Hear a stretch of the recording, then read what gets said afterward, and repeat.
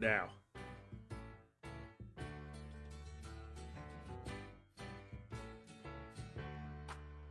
Welcome back.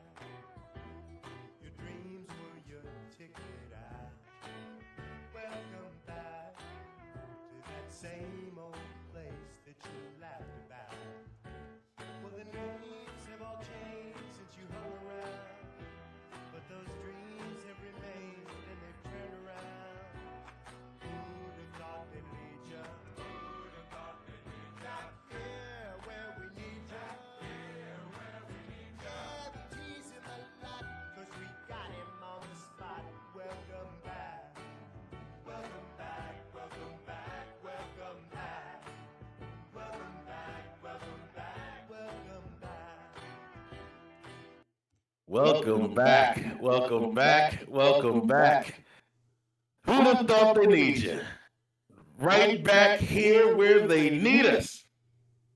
Yes, we are back. The greatest tag team ever. I am Shenanigator J, and my tag team partner. Unqualified gamer. Yes, and we are back. The Absolute Zero podcast. Long awaited. We haven't done a recording. It's been a while. It's been a while. It has been a while. It's been a while, man. And we have a guest with us too. Very special guest. Very special guest. Please introduce yourself, special guest. I am the little sister of the bunch, but you could call me Honey Buns. Hey, Rista. All right. This is on the track. Yes, we have been back. We have, after a lot of messaging and text and just in-person things of people asking us when are we going to do another recording. And we have been fortunate enough to still be working during this pandemic phase. So exactly. that's why it's been with scheduling and work and everything like that. We've been one of the lucky ones to still be able to work. So, but it's good to be back. It is. It's really good to be back. It's really a lot of stuff we can talk about. You know, between now and then, right? Oh yeah, definitely. Yeah, man, that's great, man. It's awesome stuff. Awesome stuff, man. So let's get into what we were talking about. The movies. Let's get into some Hollywood stuff a little bit, man. All right. One of the most underrated movies this year so far. And Chris didn't see it.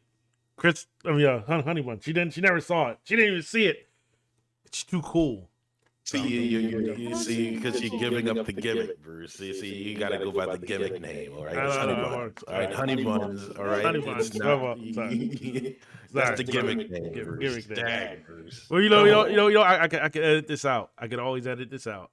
Dang, unqualified gamer. Jeez. Well, Honey Bun didn't see it. She thinks she's too cool. No, but it's still one of the most. It's still one of the most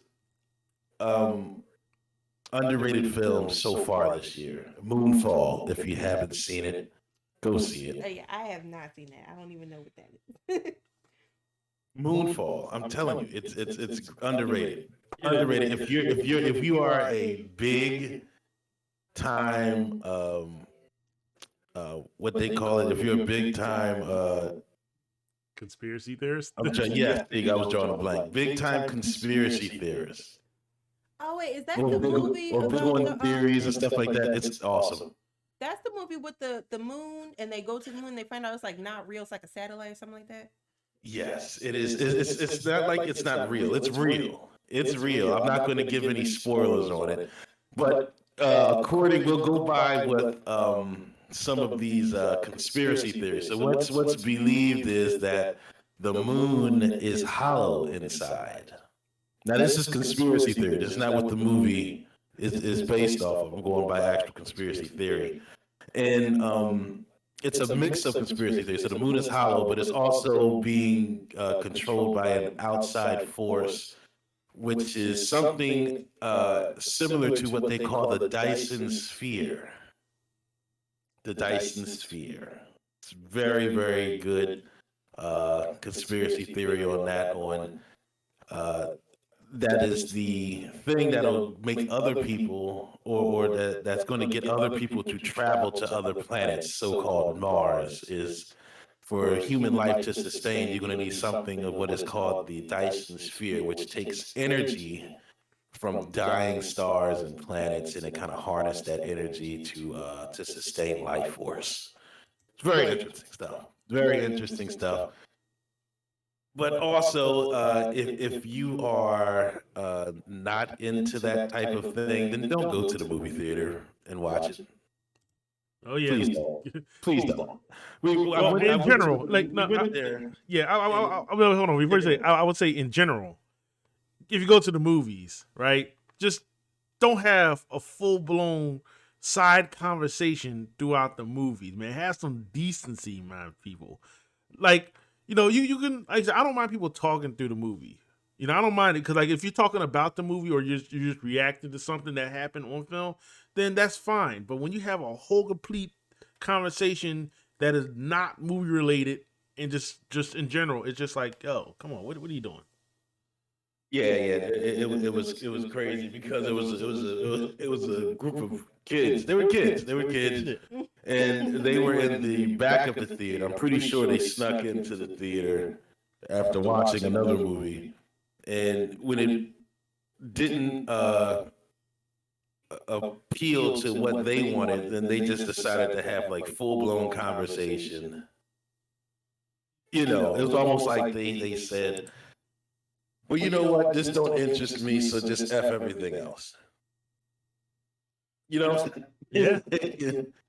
Now, luckily, we were sitting on the other end, so that was fine. But it was this white couple that was sitting next to us, and they got up.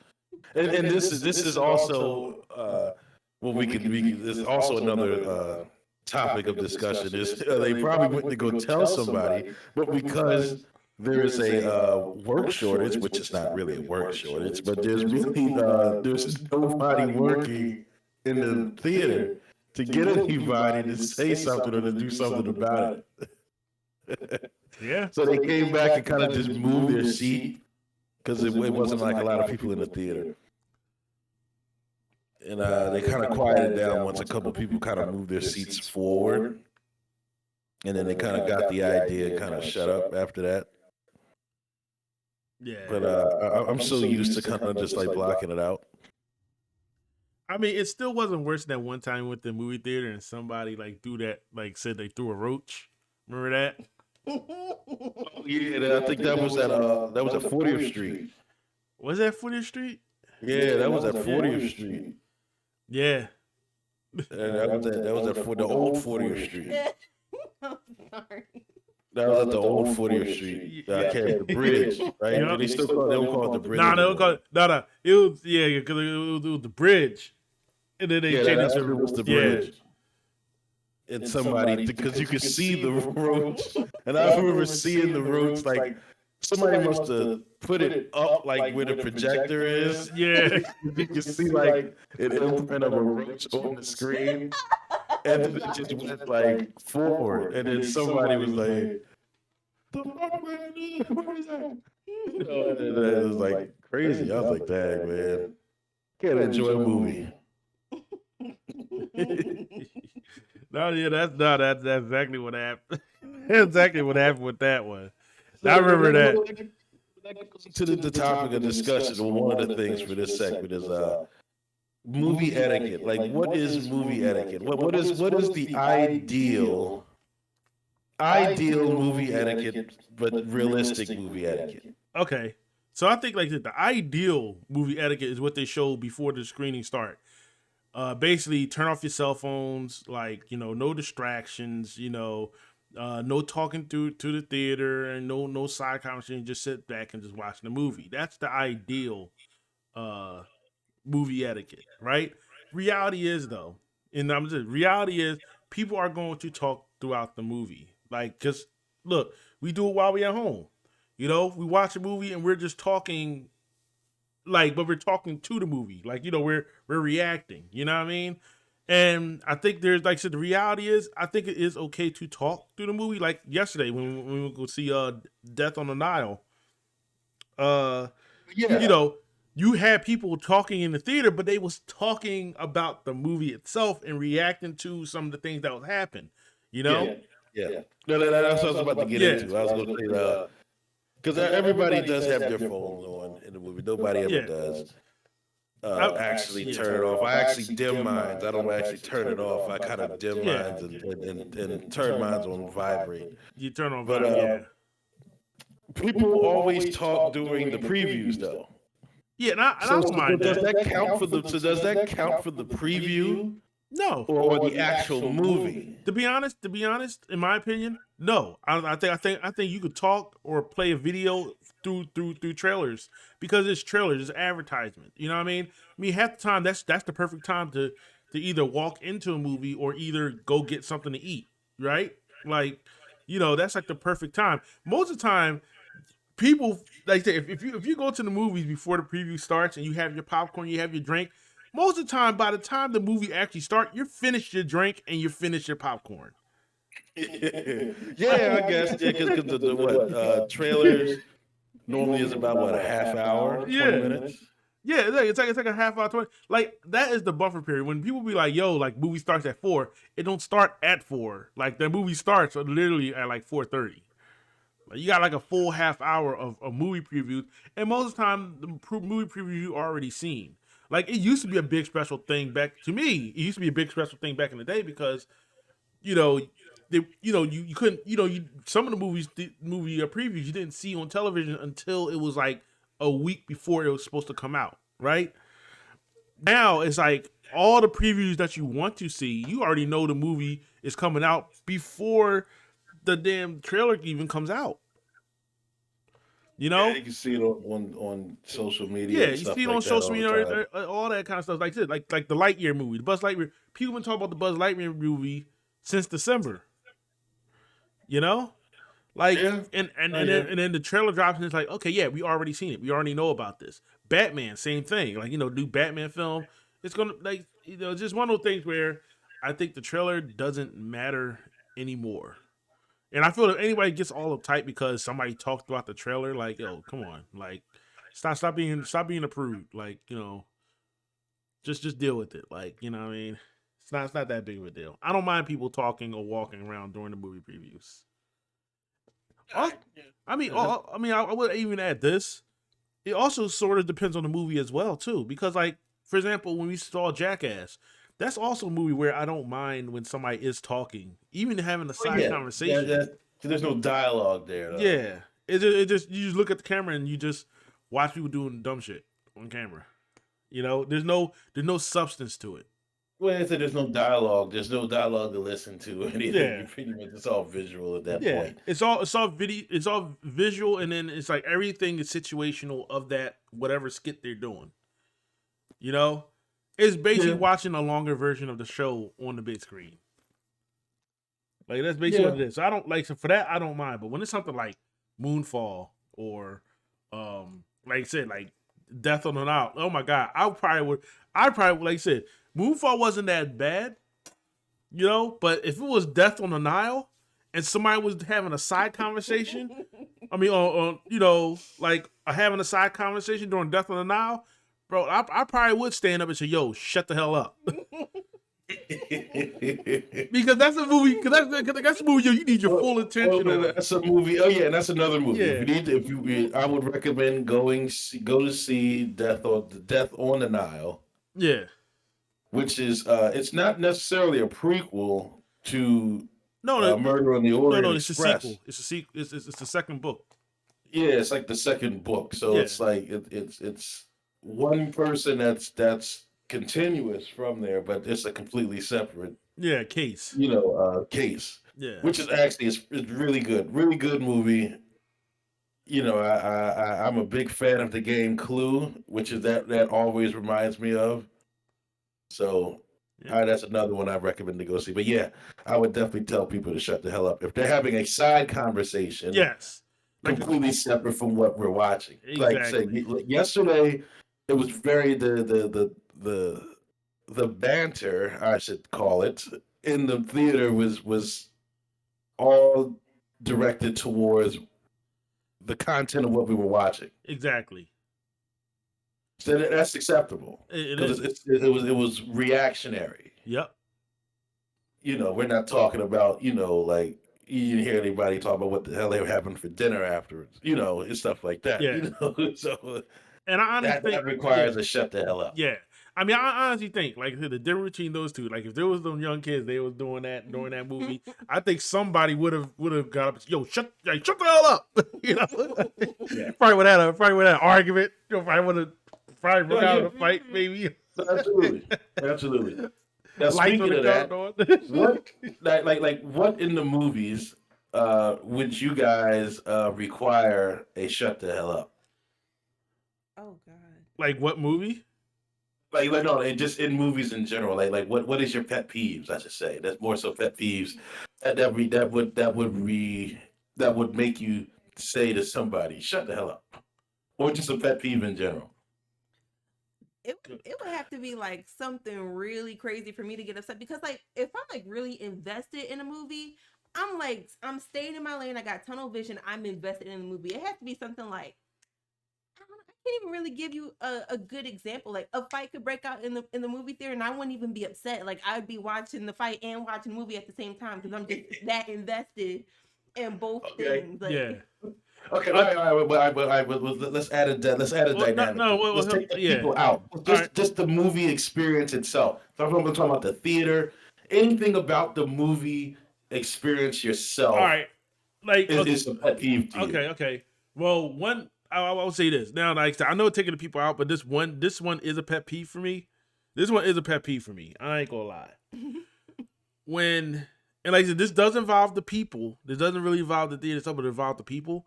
Is when you're like I said, you know how now we have like assigned seats now. We all got assigned seats, right? Yeah, that's pretty much the new. That's the new thing. The way everything is gonna be now. I hate it when people just sit anywhere for their own convenience, and then when you go and tell them, "Yo, this is my seat," they have like a slight attitude, but they know that's not their seat. And it's like, yo, these are assigned seats, man. Like, what makes you think you're gonna take somebody's seat on one of the hottest movies out right now? What makes you think you're gonna sit anywhere? Like if your idea of sneaking into a theater, and watching the hottest film opening day, your best bet is sitting all the way up front. That is your best bet for nobody. Like, you're not gonna take nobody's seat, or at the bare minimum, like you hang around the back, and then like I would say 30 minutes into the film, then take over those empty spots. I literally had like a whole family, like a whole fucking family, like like I have cause like I got A-list, so it's just like it's easy for me though, but it's just like still like I got these tickets, and literally a whole family, like you had the pops, you had the mom with the baby, like you had the pop, you had the pops, you had the baby sitting on the mom's lap, you had like the two kids, like the two little bit older siblings, the grandfather, the grandma, like they took up that whole row, and I'm like, yo, bro, like this is my seat. And he looks at me like, can't even speak English. He's like, nah, nigga, I know you can speak English. Don't look at me like that. Don't look at me like you don't understand what I'm saying. You know what I'm saying. You know what I mean? It's funny But here's the thing. Why didn't they just take the handicap seats in the back? I never see anybody. It's not a funny moment. I don't know why everybody's laughing. I'm just telling. This is an observation. I'm just giving an observation. Have you ever seen anybody actually handicapped sitting in the handicapped seats in the back? I mean, I have. I mean, I've seen them only when it's like really like crowded. Like I'm talking like it's hot movie like Spider-Man or something like that. Yeah, Batman, I saw it there. Yeah, for Moonfall or nah. Let's just take those seats. But but outside of people, when it comes down to actual movie experience itself, um, I will say this. I don't like it when when the theater have reclining chairs and it don't work. Yeah. The reclining chair don't work. It's like, listen, I know. That really doesn't bother me. I mean, it kind of bothers me because I pay for that experience. Like you charging me. Like, okay, yes, I do have A-list, but that's still included in the price of what I'm going for, right? Mhm. So, like, my thing is like this. How is it can those recliners just break? Like, how? I mean, I'm trying to figure out how motherfuckers really be sitting and they just be like, like I said, there's people that really doesn't respect equipment, and also I don't know. I'm just saying, the average American is pretty much on the heavy side, so I don't know if there's a weight limit on those chairs or not. Me personally, I don't have a problem if the chair doesn't recline back because I can enjoy it either way. I mean, It doesn't matter. like It that. doesn't really matter to me. Yeah, it doesn't. Because either way, the chair itself is comfortable compared to how the old seats were. The old seats were, God. It was a hot mess. It was like, I mean, look, I would say that in general, movie theaters in general have been better. Now, I would say this though, some of the theaters that, like, the current problem with today's theaters, some of them is that whole dine-in thing, and that No, wait a minute. I'm about to get into that. Yo. No, I'm about to get into that. No, I'm about to get into that. That is one of my pet peeves. That is one of my pet peeves. I do not like the dine-in theater experience. And the reason why I don't like it is because they always want to come in the middle of an important part of the movie, and then they want to, their behind is in your face because they're talking to the person next to you about a $20 check because one of their chicken fingers was missing. And it's like, dog, dude, you sit up there, you're arguing almost three-quarters of the movie over a $20 check. And you behind us in my face, and I can't see the movie. I'm seeing what's the guy's name? I'm yo, like it's annoying. It's super annoying, man. It is. I mean, like that. So it really, that like I said, that's one of my pet peeves. That is definitely one of my major pet peeves, and I'm sorry about it. If you like that experience, that's on you. Me personally, I don't like it. I'm trying to watch The Matrix, and I see half of Keanu Reeves' face and then half your ass, and I can't see the whole movie. I didn't pay to see it behind. All right, I didn't pay to see that. And you're arguing with the server with almost three-quarters of the movie. By the time you get everything settled, the credits going and everybody's leaving, and then you done saw like half the movie. No, but like, So no, the dining experience is that is one of my biggest pet peeves that I really don't care for. no, but like, in addition to like what you're saying though, with the food portion, what also makes me upset is like you have your mind fixed on something and then you get it and the food is nasty. Like, that definitely happened to me. I was so fixed on getting like the warm pretzels with the cheese and stuff. They gave me mustard and I was like surprised. I was like, oh, okay, like mustard and cheese, okay, I can deal with this. But then when I tasted the cheese, I was like, I was like, wow, I really wasted money on this. Again, like with the whole dine-in experience. Like, it can definitely be a hit or miss sort of situation. It definitely can. It really can. So, like I said, they need to really get some feedback on that. And I don't know if they do or not, but there should be some sort of guidelines on when they're allowed to take orders and collect a check, because it seems like there's no etiquette for that. Another pet peeve that I have, and it has something to do with the popcorn. It's gourmet popcorn. I'm not going to give which theater it is. I'm not going to put you guys out there like that, because overall it's a really good theater, but they give you have the regular, you know, they have the regular popcorn, then you have the gourmet popcorn. So I said, okay, gourmet popcorn. This looks pretty good. Let me try the caramel popcorn because I'm a big fan of caramel popcorn. So I'm thinking they're gonna make it like how they make the regular popcorn, like it's gonna be inside like the thing, it's gonna be nice and warm, things like that. I get it. I'm like, okay, it's good, whatever like that. But then I look to my right and I look down and you see like the display case, and there is two bins, not even full of popcorn, but it's like the gourmet popcorn, and it's like it got fingerprints all in it, like it's been sitting there for a while. And I'm like, what the hell, man? I was like, this is what I paid $13 for. I thought I was gonna get hot caramel or caramel, however you want to pronounce it, popcorn, just like how you get it like regular popcorn. And I'm like, and then they gave me like a whole bunch of it because it looked like they were trying to get rid of it because it was stale. And I was like, I paid $13 for this. And like I said, I'm not gonna give the theater because I'm not going to name them, but you guys probably have experienced it. No, you won't have to tell. You won't have to name drop or something. Give me the No, details. I'm not going to name drop. I'm not going to name drop the theater. And Bruce is laughing because not Bruce. Sorry, see, I'm giving up the gimmick. Unqualified gamer is laughing because he knows. And that's why I don't get it. That's why I don't get it. See? And I paid $13 for this shit. I thought I was going to get. They gave me like the thing inside a bin, and I was looking at it in the display case, and I'm like, "What is this, man? This is gross." I'm better off getting one of them hot dogs that been on the roller for about 12 hours. At least it was hot.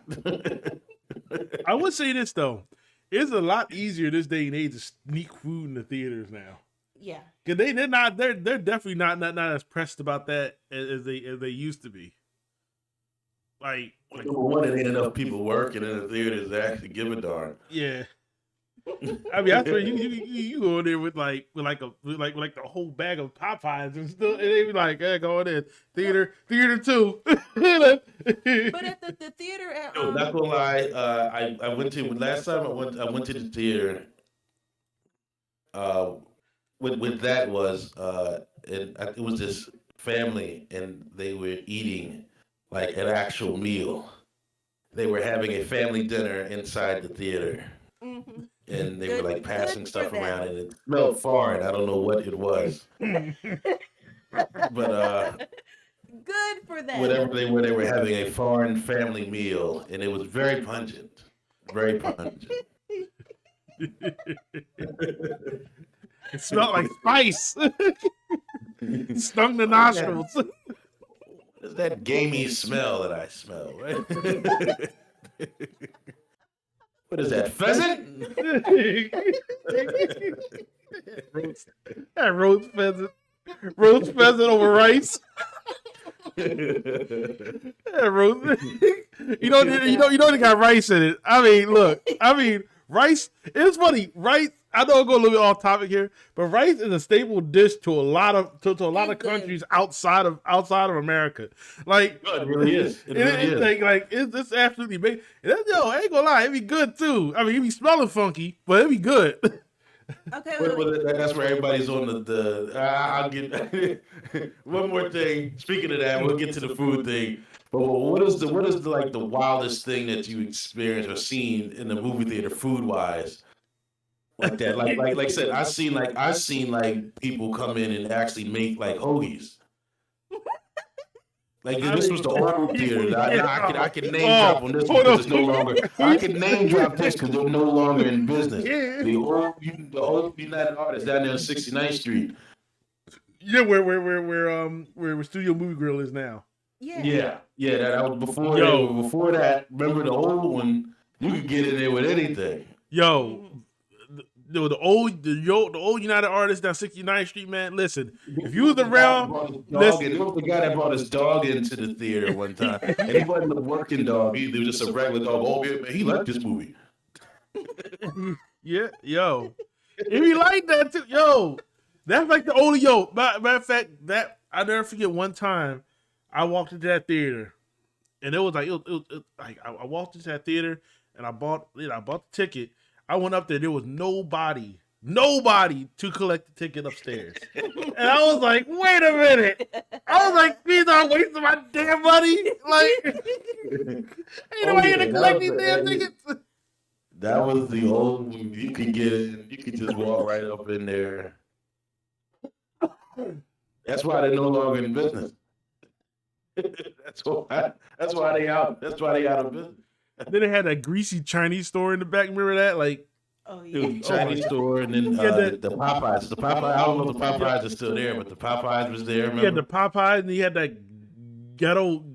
Skating rink. It was a skating rink. Was it a skating rink? Yeah, it was like a skating rink with like a ball pit in there. I thought never I went didn't there. know that was a skating rink. I thought that was like just a daycare No, it crusty was center. like, no, it was something in there. Oh, They had ball pit and skates and shit. I don't know. It was something like that. Bowling. I don't know. You It was sketchy as something. hell. You sketchy as hell there, man. Food. I mean, the floor. That had to have been the stickiest floor I ever had. Like the stickiest floor I ever remember. Yeah, it was nasty. Like, Yeah, but they, Might- all, might have they- lost think about all of this was before COVID. Good times, right? We all walking around with. oh my god! They don't and like I said, don't you dare put butter on that popcorn, man. Cause that station was filthy.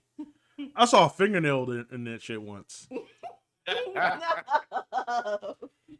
Hey, I don't, hey, like I said, I don't Like, blame you. I mean, I don't blame you, but you know, yo, that I can believe it. I can believe it. that theater was wild. Like if you was around during like the early 2000s, you went to that theater, like from two because like when it first opened up, it was good. Like in the mid 90s. Yeah, I remember when it first opened up. In the mid It 90s, was great. it was great. It was great. And I think around the time until 2000, 2001. Until it becomes ratchet, and then once it gets that ratchet stamp put on it, that's a wrap. It was a rap, man. but then during that time, it's funny because like it's funny how movie theaters, like how you view movie theaters now from back then. So like 69th Street first opened up, right? That was the theater to go to. Like especially if you lived in West Philly, that was the theater to go to. Like you It was that in Riverview for the longest was a staple. Yeah, Riverview was always a staple. Like Riverview was always a staple. Like that was like like you try to take a date there. Like y'all just want to do something after going to Dave Buster's or GameWorks. Like that.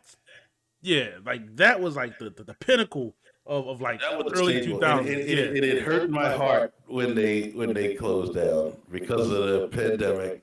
Oh yeah. They were forced to close, but that actually hurt. That hurt because I enjoyed that place. I like that theater. It was simple. But I can understand why it had to leave because that area, everything was just dying. Yeah. In that area. All the businesses were just dying in that area. So, but like I could definitely understand it. But I would say the early 2000s, the theater, like I said, if you lived in West, the early 2000s, 69th Street was like bottom of the barrel. Like you take the most ratchet of ratchet people there, right? You only went there because your boy worked there and you got free movie tickets. That was the only time you went there. But the theater to go to was 40th Street, the Bridge. Because the Bridge was just fancy. It was fancy. Like, you know what I mean? Like, It was fancy. And they had $2, was it $5 Tuesdays or something? No. Yeah, the matter of fact, Was they did. They did have they had $5 Tuesdays. Early 2000, you go to the Bridge. That's what you did. You went to the Bridge. It was fancy enough.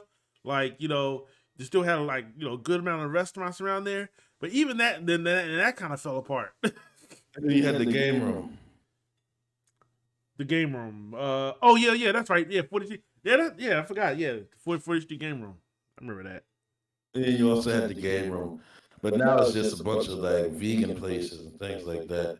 Yeah. Which, like you said, speaking of the food part, I will be doing another food tour as soon as it starts to warm up this spring.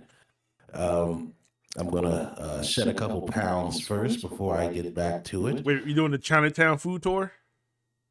No, not the Chinatown food tour. This is just a regular We're just gonna go random food tours now. So Gotcha. yeah, not the Chinatown one. That is a special one. And what was that one? Because that was one I was supposed to do before the pandemic hit and shut everything down. So that one was going to be, we hit up, what, a list of places in Chinatown? Yeah, and you get like one item.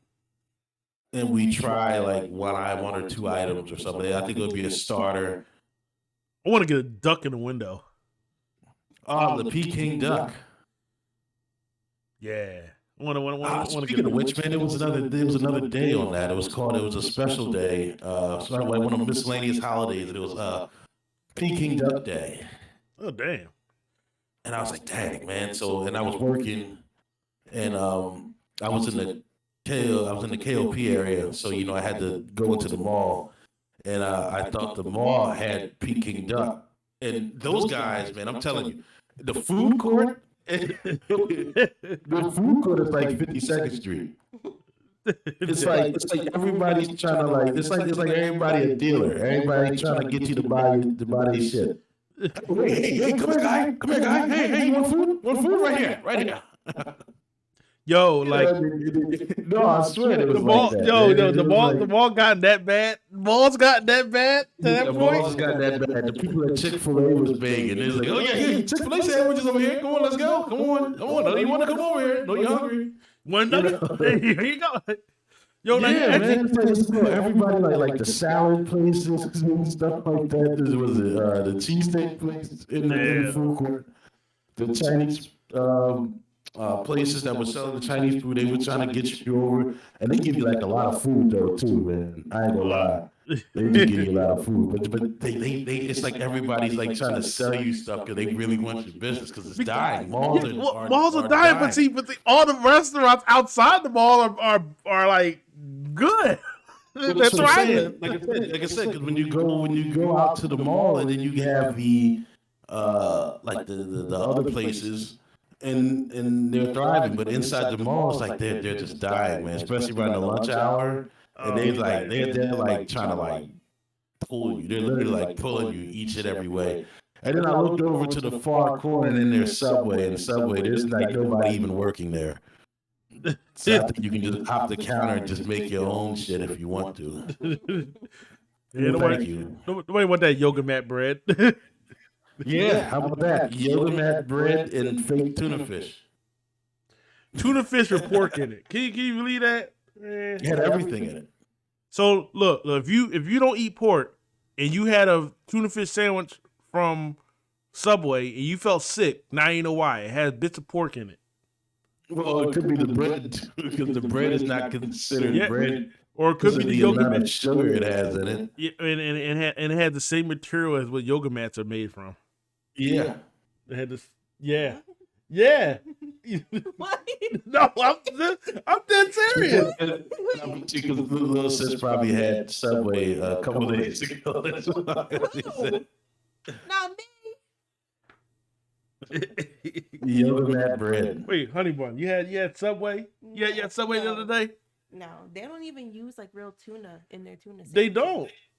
No, Like I said, I'm dead serious. The material, the same is they found out is some type of a thing that they have in their bread that is in the same thing that's in the yoga mats. Yeah, Subway just needs to be shut down altogether. Like I don't even know why it's still a franchise or a brand. Like they just need to let it go.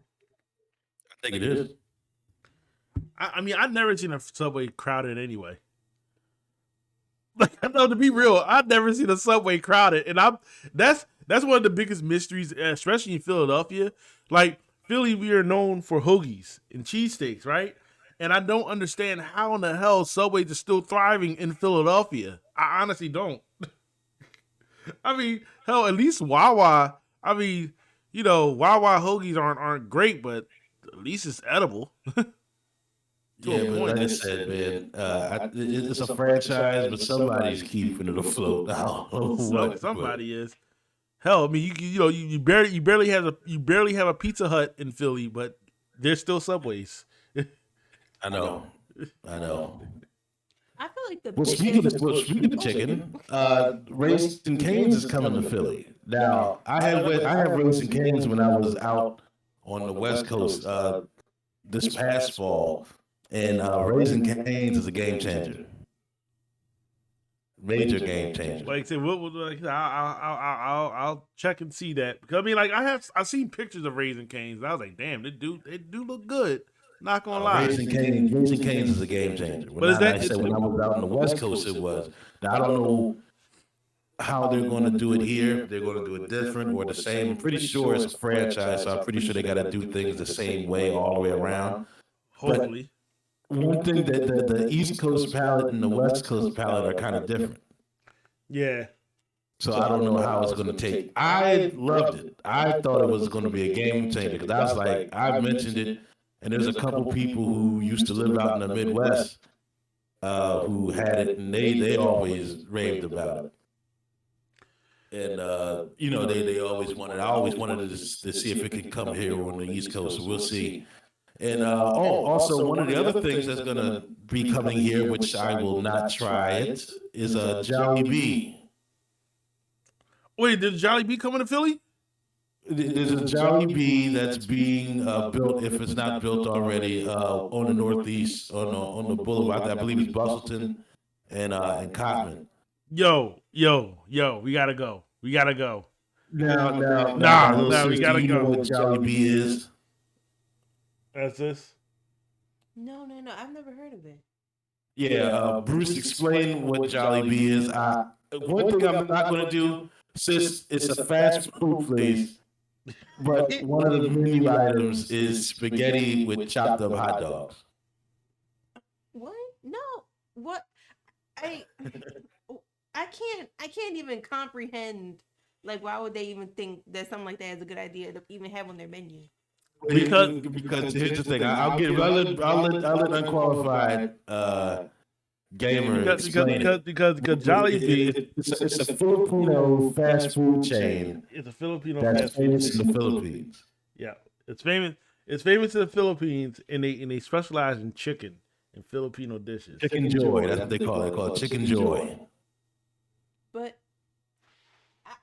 I'm But Unqualified explained the hot dogs and chopped up. Matter of fact, hold on. I'm going to pull this up, and we're going to pull up the menu Hold for on. Jolly Bee. I'm Or you pull it up. I'll Pull up a menu for Jolly Bee, and we'll go over this. All right. And then we'll pull up a menu for Jolly Bee, and then we'll pull up a menu for Raising Cane. And Bruce's, not Bruce, I'm sorry, I'm giving the gimmick. Oh, again. grabbing it. You're right. I just like Jolly Bee. Is it open? Oh my God, I think it's open. Wait a minute. Let me see. Share it with let's share it with the world. All right, menu. Hold on. All right, hold on. I'm gonna send. All right, I'm gonna send the link to the thing, and I'll put it on my. Hold on.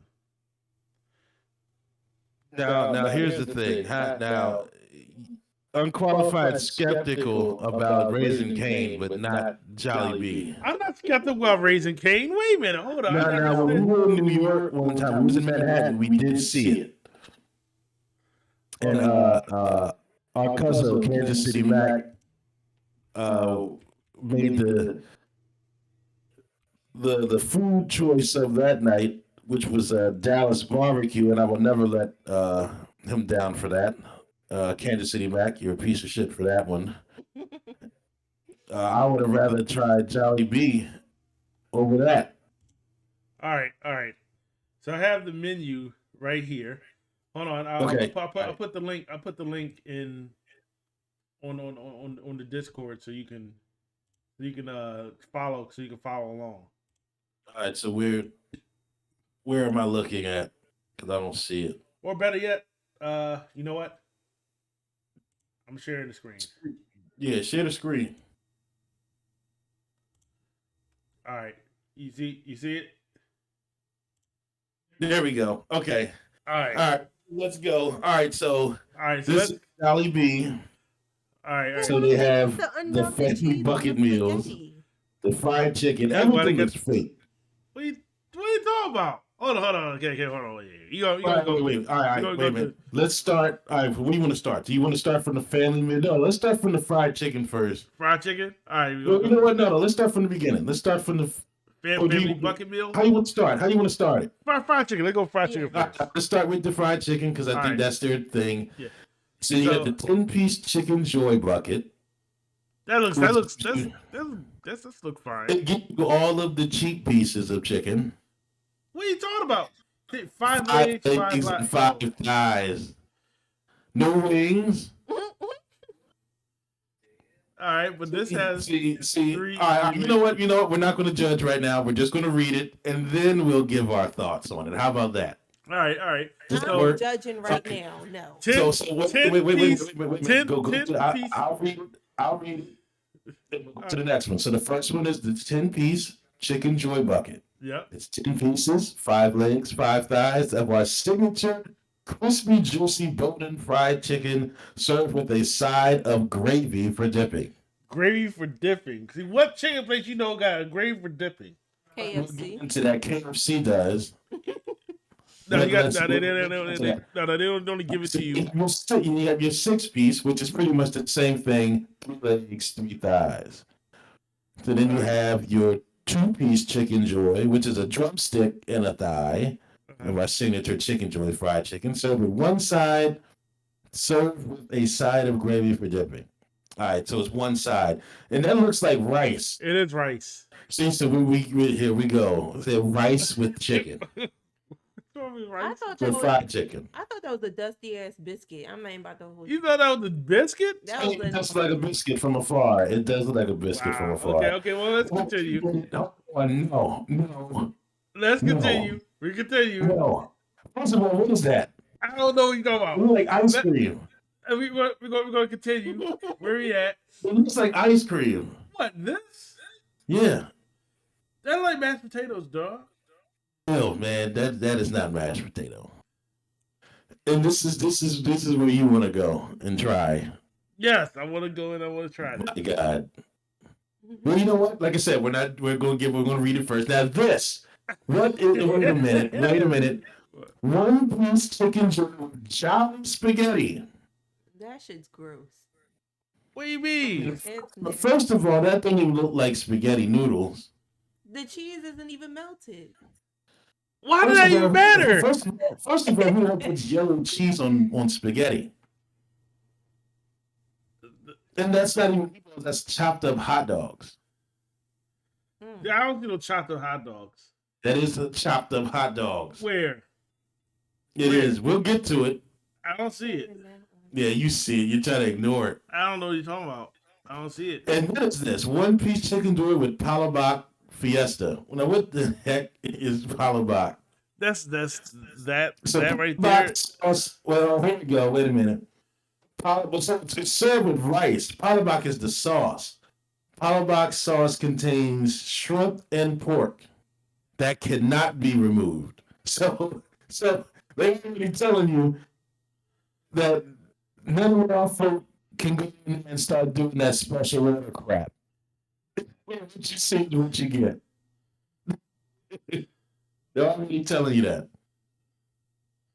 All right. All right, so I'm gonna have to give that a big out of 5. Hold on. Out of 5, I'm gonna give this one. All right, well, you know what? No, let's go through the whole menu. All right, so let's go to spaghetti. Let's go to Jolly Spaghetti. All right, here we go. So now here we go. So Jolly Spaghetti, our unique spaghetti, topped with Jolly Green's signature sweet style sauce, loaded with chunky slices of savory ham, ground meat, and hot dog. Ew. Wait a minute. No, hold on. Wait. We gotta get back to this. What is the signature sweet style sauce? If it's spaghetti, shouldn't it not be tomato? So it's not tomato sauce. I mean, I don't know. Yes, this is a travesty, and this is what Unqualified Gamer wants to eat. I want to try it. I can't try it. Sis, what do you have to say about this? About the spaghetti? I have nothing to say. I've said everything that I've needed to say, and I've seen everything I needed to see. I'm ready to Wow. look at another menu. Okay, so let's get down to the. All right, here we go. Palabok Fiesta, a traditional Filipino noodle dish covered in garlic sauce, sauteed pork, shrimp, and egg. And again, they tell you you get what you're gonna get. It ain't no specialty. Palabok sauce contains shrimp and pork that cannot be removed, and they serve with family and party packs. Yo, want one of that party pack? No. Well, I don't eat pork, so and it can't be removed, so no, I can't do it. Sorry. All right. What about the chicken sandwich? That All was right, good. let's go. Now, from the start of it, it looks good. The chicken sandwich does look good. I'm not gonna lie, it does look good. You got the deluxe So you chicken got the sandwich. original, you have the deluxe. Wait a minute, our original chicken sandwich starts with a crispy, juicy, hand-breaded chicken breast fillet. Was it spread with umami mayo? Umami. Now we all know umami is the additional, one of the additional tastes for savory, meaning savory. Umami. Umami mayo and served on a toasted brioche bun. Now that actually looks good. All I would do the deluxe because I'm a big fan of lettuce and tomato. right. And basically the same thing with the spicy. It's the same thing, yeah. But that actually looks good. Now, what do you think? Now, what are your thoughts on this? I actually wouldn't mind trying the chicken sandwich. Yeah, they Is all it- look good. You would try the chicken Yeah, sandwich? they Okay. look good. All right, go back to the menu again. Chicken tenders. I'm scared. Now, here's the thing: you cannot go wrong with chicken tenders. Now, here's the thing: they had to Americanize this because I don't think this is on the original Filipino menu in the Philippines. I don't think it is. Now, the chicken tenders actually look good, and let me see, they're hand breaded and freshly prepared all white meat chicken tenders. I would get gravy on the side with that. I would try the gravy. What are you, sis? I would try the chicken tenders. I would try the chicken tenders. What are you, sis? It's different, but I don't know. It's very hard to mess up chicken tenders. All right. It is. I can say it's very hard to mess. All right, here we go. Now these burgers look kind of fake. I don't know. No, they call them yum burgers. Now is this real? Is Yeah. this beef or? You got the Yum Burger, Cheesy Yum Burger, Big Yum Burger, and Aloha Yum Burger. Wait a minute. Let's read the yum burger first. Let's do this. All right. What's that? Langhap syrup yum burger, which tastes as good as it smells.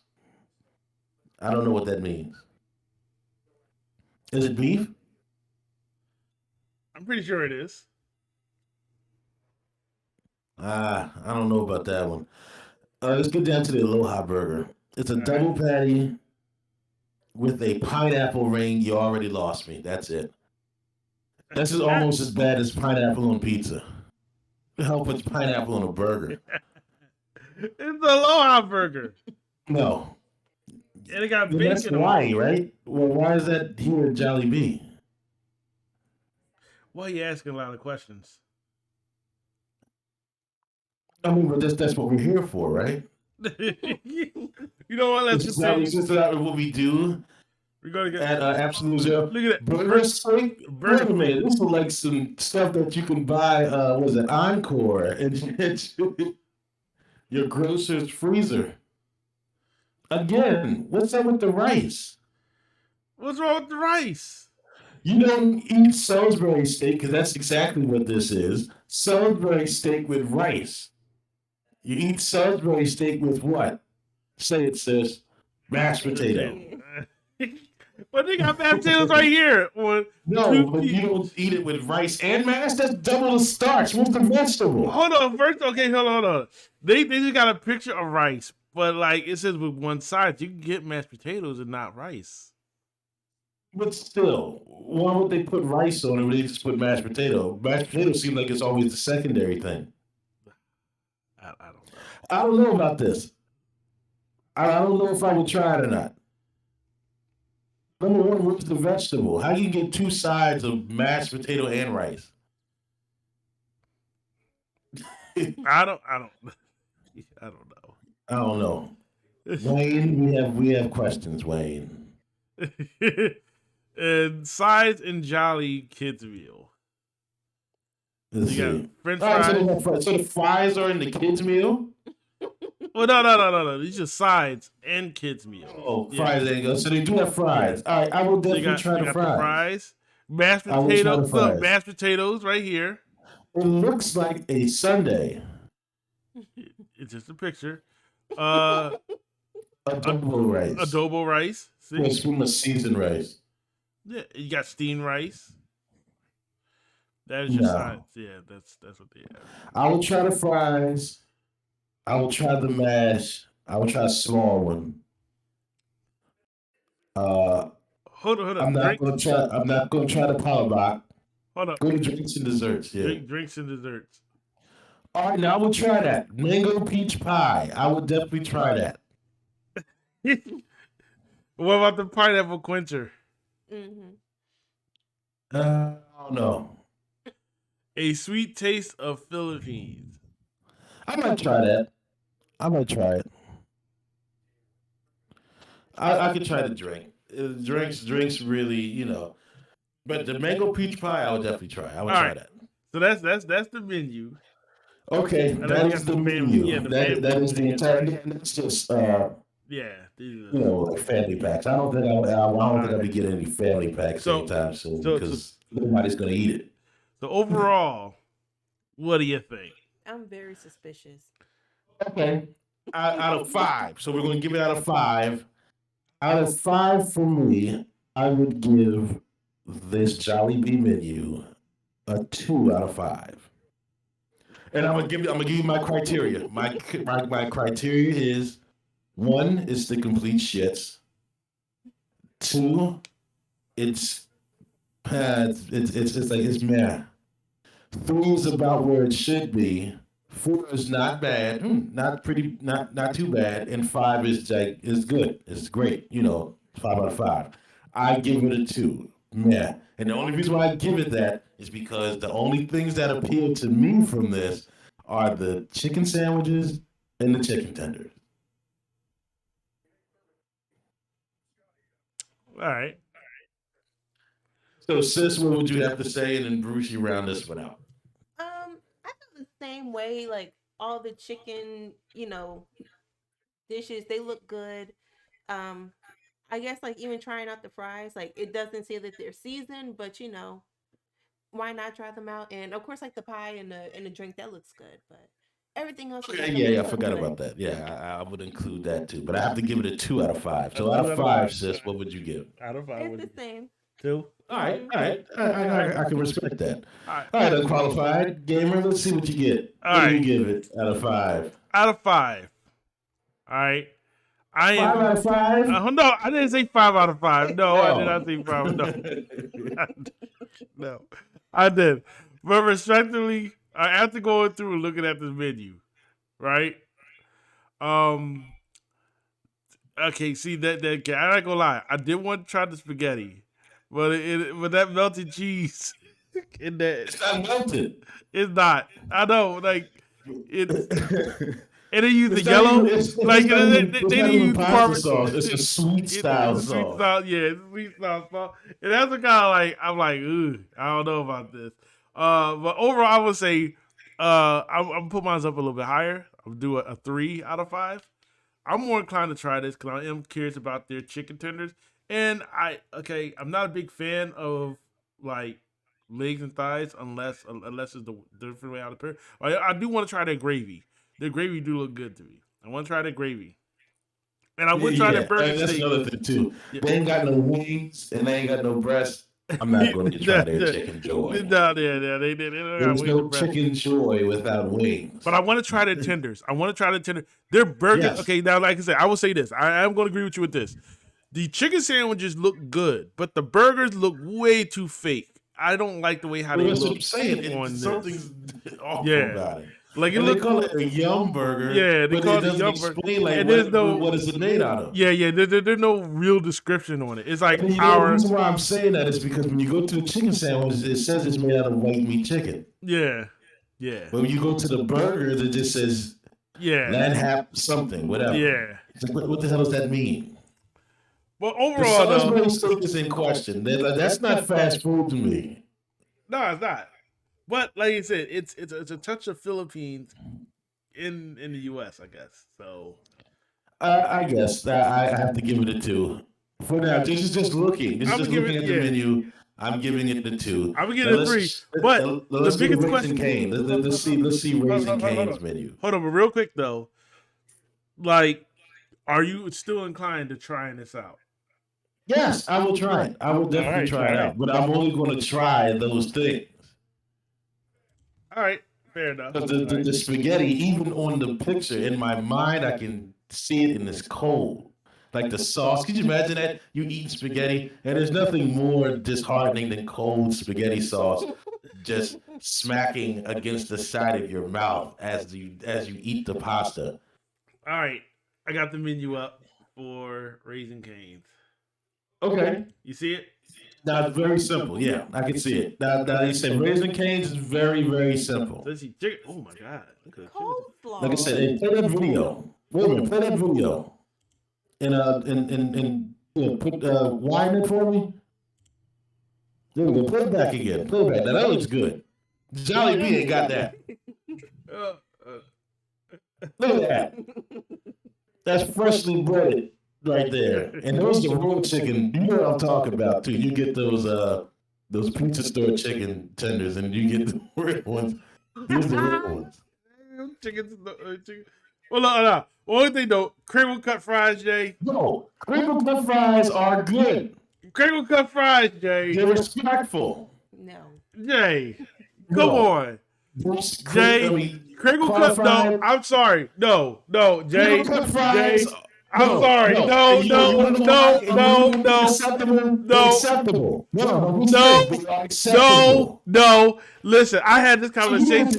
Hold on. Shake Shack because they have crinkle cut fries. I really don't get fries from Shake Shack because they got crinkle cut fries. That's the point. Like, yo, Cut fries I'm sorry. are respectful. Listen, no, they're not respectful. They're not the standard. No, Jay, hold on. first of all, hold on. Cut fries are respectable. Wait a minute. Okay, let's we're gonna lay this out flat. No, we're gonna lay this out flat. We're gonna lay this out flat right now. Can I explain myself? Can I explain it? Go ahead. Crinkle cut fries are acceptable when given the right circumstance. When given the right circumstance, they are acceptable. Listen, because I've had them out in the West Coast. It is very respectable, and it does fit for what they have because of the style of chicken and the way that they cook it. listen, I'm It just gonna be real. complements the way that they cook their chicken. To be honest, Jay, I'm It does. being real. I had it. See, I'm speaking, and I'm not speaking for what I'm saying. I'm speaking because I actually had it. I know you're speaking for what you actually had it, but let me just explain the reason why. Like I said, to me, crinkle cut fries is like the bottom tier French fry to me. It is yes, I said it. It is the bottom tier French fry. Crinkle cut fries is the bottom tier French fry. I'm gonna say it, wait a minute, and I'm wait saying a it with minute. fucking gusto here. Okay? Wait a minute. All right. So on your tier of fries, Mhm. what is your ranking of French fries? So first of all, let's go through the rank. Let's go through the type of French fries that are out there, right? So you have regular. You have the regular straight lace. You got regular straight lace. You got regular straight lace. Then you have the thin shoestring. You got shoestring cut. You got shoestring cut. Then you have the natural cut that has like the piece of the With the piece of skin with on the it, piece of skin natural on cut. it. Natural cut. You have steak fries, Steak fries. Yes. crinkle fries, Crinkle Cajun fries. crinkle fries, Cajun fries, Asian. and then you have curly fries. And curly fries. Okay. There you go. So you mean to tell me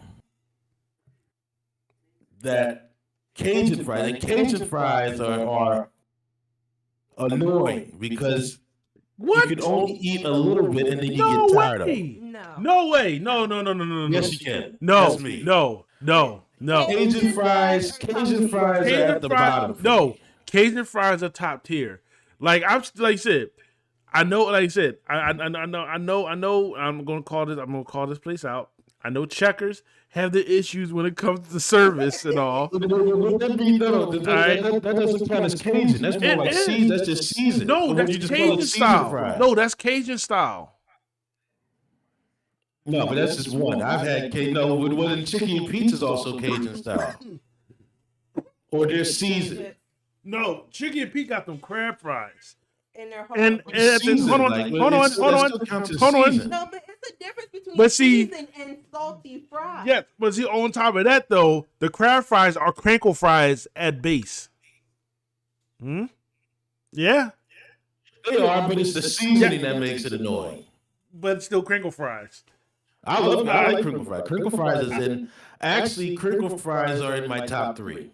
No way, no. Yes, I'm sorry. shoestring fries are my number 1. Shoestring fries are my number 1. I mean, look, I can understand. I can understand being shoestring. Natural cut is my number 2. Natural cut is my number 2. That's good. Natural cut is AK like boardwalk fries. Yeah. But actually, to be honest, boardwalk fries at the top for me. Yeah. Boardwalk fries, like if fries come in that, like so y'all know that bucket. I'm gonna try to see if I can get this picture of this bucket. If And then fries we'll come in go a back to bucket the like Cane's this- menu after we yeah, do this. Wait a minute. Yeah. But wait, one thing you definitely cannot deny is like, well, at least in my opinion, I feel like seasoned curly fries or like Cajun curly fries are like super top tier. At least for me, they are. So Try to see. Talking about that bucket right there. Hold on. Man, I try to. No, you just passed it. It was at the top. What? Where? In the center. Right there. You're right above there. Yeah. This? That's the bucket. That's the generic fry bucket. No. I'm talking about the other, like this, like buckets like this right here, or it's Yeah. the one that has like the picture of the fries itself. I'm trying Well, then you gotta go to Boardwalk Fries and do it.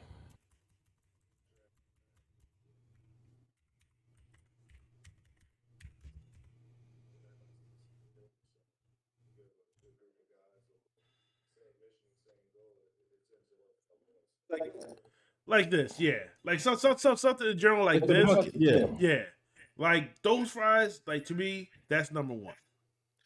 All right, good. That's natural cut. Yeah, these fries like All are right. like number So 1. for me, like I said, shoestring fries is number 1. Natural cut is number 2. And crinkle fries is number 3 for me. Yeah, nah, crinkle fries is not even in my top. Like When you have cheese with the crinkle fries and you dip the crinkle fry in the cheese, the crinkles gets every last bit of that cheese. See, like I said, I don't eat.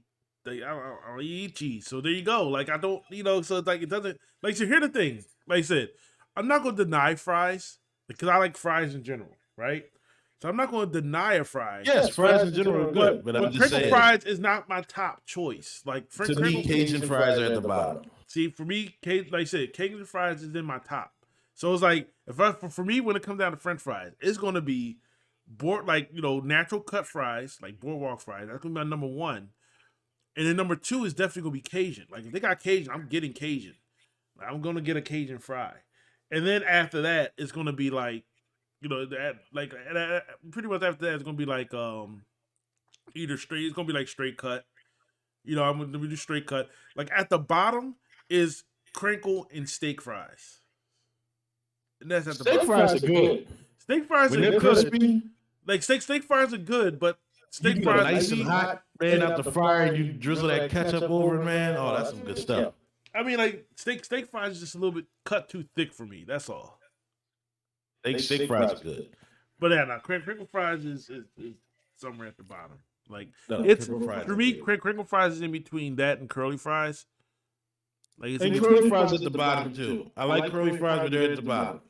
Yeah, but crinkle fries, The only because I don't know. I always consider crinkle fries along with like the frozen fries, and you just don't get that good flavor out of it. To me, that's just me. I like it. But anyway, let's get to the coleslaw. Coleslaw is great. Coleslaw. All right, hold on. Not. and they make their coleslaw. They hand make their coleslaw. And the one thing I like about Raising Cane's coleslaw, now I don't know if I was just that location or not. It wasn't like over, it wasn't runny. Okay. See, I don't like that runny coleslaw. It was nice. It had the perfect balance with that perfect crunch. You know what? I would say this. Banchan got the good coleslaw. But I'm saying that's what it reminded me of Banchan. It reminded me of their coleslaw. It wasn't too runny with the mayo or whatever they use as their sauce base. You know, some places they drenched it in it. Yeah. And it has no crunch to it at all. That has, and this is the game changer. This is going to be the game changer, folks. The cane sauce. That is going to be the game changer. That is going to be the game changer. Cane sauce is a game changer, folks. You heard it from me. Anybody who has eaten there will tell you. Cane sauce is a game changer. All right. You be putting on everything. All right. And then Texas. And now, I'm I want to try Texas toast. I want to try the Texas toast. That I want to try. Play that because it's buttery. Look at that. Oh my God, man, it was good. Yeah, I want to try the Texas man. toast. I ain't gonna lie. It was so good, Bruce. Qualified. I'm sorry, I keep calling it a gimmick, but it's like, but no, that's good, man. It was lightly buttered, lightly toasted, and that's pretty much the only time I will eat butter if it's toasted like that, where I can't actually taste the butter. But it was I good. guess drinks are drinks. Yeah, drinks are drinks. Yeah, that's all. Drinks are pretty much drinks. That's it. You know, it is what it is. But they're game changer. That lemonade do look good. I ain't gonna lie. Look at all that ice. You only get like this much. You only gonna get like this much of drink. It's supposed to look cold. That's why. Nah, man, just all that damn ice, man. They give you Chick-fil-A ice. Chick-fil-A fill their cups up with ice. Yeah. But it's the good ice though. Nah, man, Chick-fil-A ice stay there forever. It never melts. That's good ice. Nah, but it's bad because it's like you know, but by the time No, because if it melted, if it melted quick, it would mess up the consistency of your drink. You know, I'm fine. That's more for me to drink. Like I don't mind that. So you'd rather drink something watered down than something that stays crisp throughout. It don't even stay crisp throughout because I already finished it before anything happens. Well, that's because it was crisp. Yeah. If it wasn't, you would waste your time with it. It'd be melted. And next thing you know, you have a watered down drink. It's a gimmick. Trying to get us. So I will start this one off based off of this. All right. Like I said, So based off very few. This will not get a 5 out of 5 for me, but I will definitely give it a 4.5 out of 5. 4.5 out of 5. Raising Cane's. Yes, I will give it a 4.5 out of 5. For me, all right.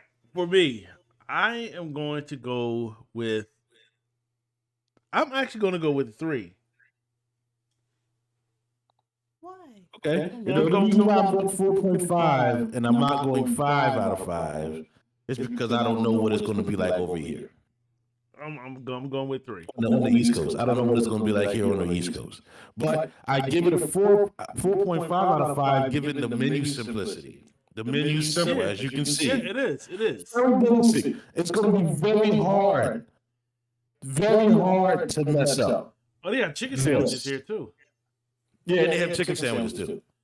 Okay, I didn't see the chicken sandwich. But that's the thing. But really, the chicken sandwich is just really chicken strips just put on bread. Oh, okay, I see it. It is. That's all it is. They take the chicken fingers and just put it on the bread and make it into a So sandwich. most of they're just a chicken finger place then. Yeah, that's it. But it is very simple. It's very simple, bare bones, no frills. Very hard to mess up. I want to know when it opens up. Hold on, let me see when Raising Cane's opens up. Because it took the place of on 40th Street, if you know where Bobby's Burger Palace was. That's where it's going to be. It's just speaking of food. If JL Jupiter is listening to this or going to listen to this, hey, man, I wouldn't mind going and collabing with you there. Raisin Cane. Crinkle fries. Oh my god, crinkle. You gotta put in Philly. There you go. Right here. Temple. I mean, that's not it, but oh no, this one in Temple. There's one in Temple. Wow. So they're putting one on Temple's campus. I didn't know that. I didn't know that either. Not me sounding disgusted. You did sound kind of disgusted right there. Because Temple don't give a fuck about nobody. Like, they just be taking over the entire neighborhood. Like, this is a whole nother spiel. But like, Temple is cool, but then again, at the same time, like the way that they handle things within the surrounding neighborhood is just not cool at all. That's pretty any university that's in Philadelphia. Yeah, but if it goes to Temple, that means it's gonna go to shit. I'll probably just try 40th Street. Yeah, well, University of Penn. Hey, they some classy people. And then get your order right. You know, if you take it up there with Temple, man, you know they it's hard to mess up chicken and fries, but it can happen there. Your chicken and fries give you like chicken and some pickles. You're like, wait, y'all don't even sell pickles. Like, what are you talking about? Like, where did they even come from? No, you gotta go to the search and go to Kane's 40th Street, Philly, or whatever. Their headquarters is actually in Baton Rouge, Louisiana. So, it's very big on.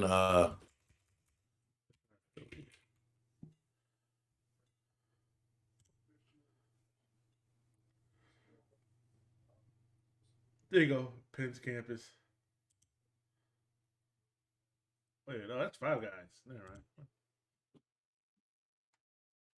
No, wait a minute, leave that up. What, this one? Let's talk about it. Yeah, because it's Five Guys, Raising Cane's among 5 restaurants to open, and so they're opening up a Five Guys there too. So it's going to be a lot of things going on in the next year. Well, so this article was made in this like came out at November. Yeah. So this should tell you. All right, so let's read this. Wait a minute. University is set to serve a number of restaurants over the next year, which is great because they need some places over there. So 5 restaurants to dig in, Raising Cane's, Five Guys. Oh, El Taco. All right, now I had El Taco out there on the West Coast, Okay. and that was pretty good. And what's that? Amaz South Indian cuisine. Now,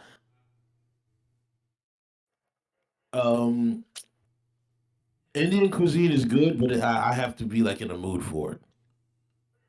You know what I'm saying? Yeah. But of course, we all know Five Guys. El Taco is actually pretty decent. I had that on the West Coast. I remember a place called El Taco.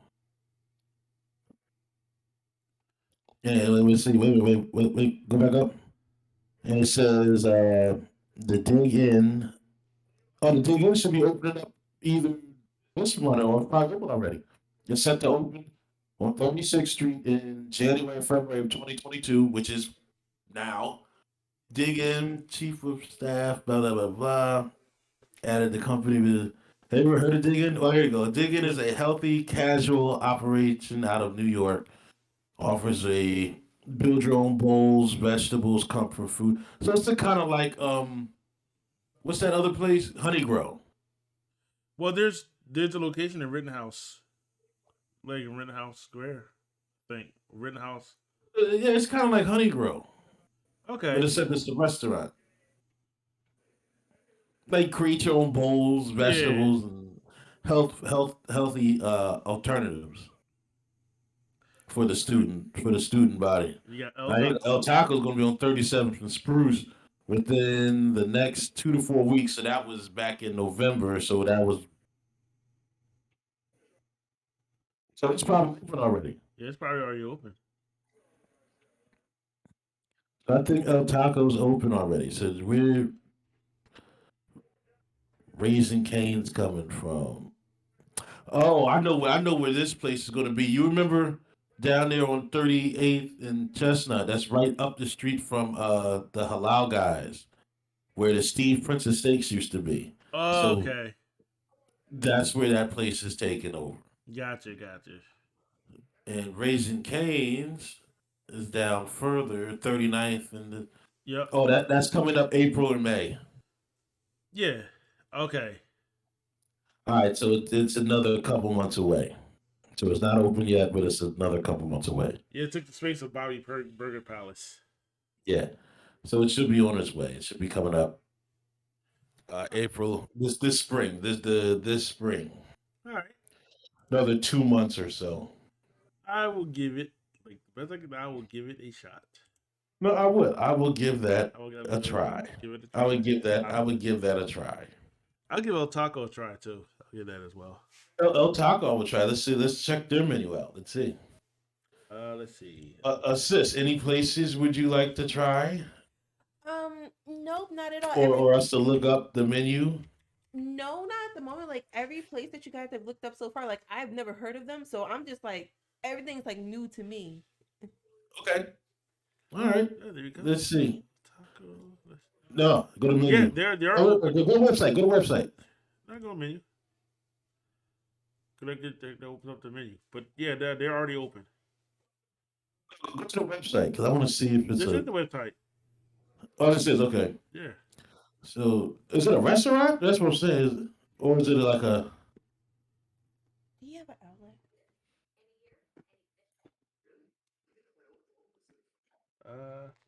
They have dinner menus. You can choose one. El Taco. So you get an El Taco, which is 3 soft street tacos, served with pico de gallo, shredded cheese, lettuce, your choice of flour, corn tortilla. Or you can get a crispy taco, which is 3 crispy corn taco shells, served with lettuce, cheese, pico de gallo, sour cream. All right. All right, and let's see what they got. They got all the your typical stuff: pollo asada, carne asada, carnitas. Uh, it's the language. Also, this is our favorite spot for our cousin, Kansas City Mac. Pollo asada, carne asada, carnitas. Ground beef, ground veggies. Soy chorizo. I don't know. I don't know. I'll probably stay away from soy. I'm not a big soy person. Sweet potato or no meat and veggie. That's the crispy Okay. taco. Yeah. They got the same things. It's just you got your choice. Now you have the El burrito or the El macho burrito, which is 2 tortillas in one. I think I will have to try the macho burrito. All right. All right. Quesadillas. All right. El burrito bowl. Might do the bowl. Nachos. And they have, wait a minute, fries. So what kind of fries do they have? Did they tell you? This is Mexican fries. No, but what kind of fries? It's just Is French it fries. crinkled and all that stuff? That's what I meant. Yeah, no, they don't specify what type of fries, but it's Now you served see, on a bed of French fries. that's something. This is something I might have to try out. I would definitely try out. And they're open though. That guac's good though. I like that. I like the way how that guac look. All right. Empanada. Chimichurri.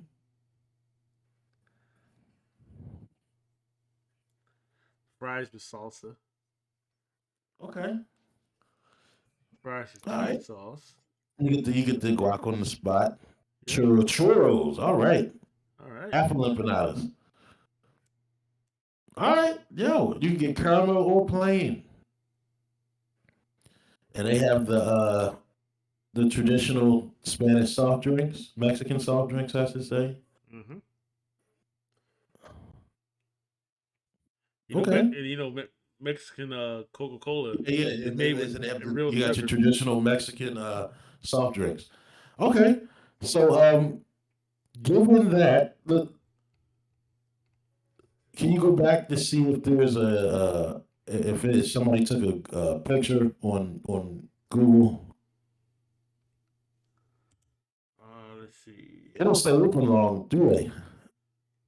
You want No, go back. No, go back to El Taco. Let's see. Let's check their store open. They close at 9.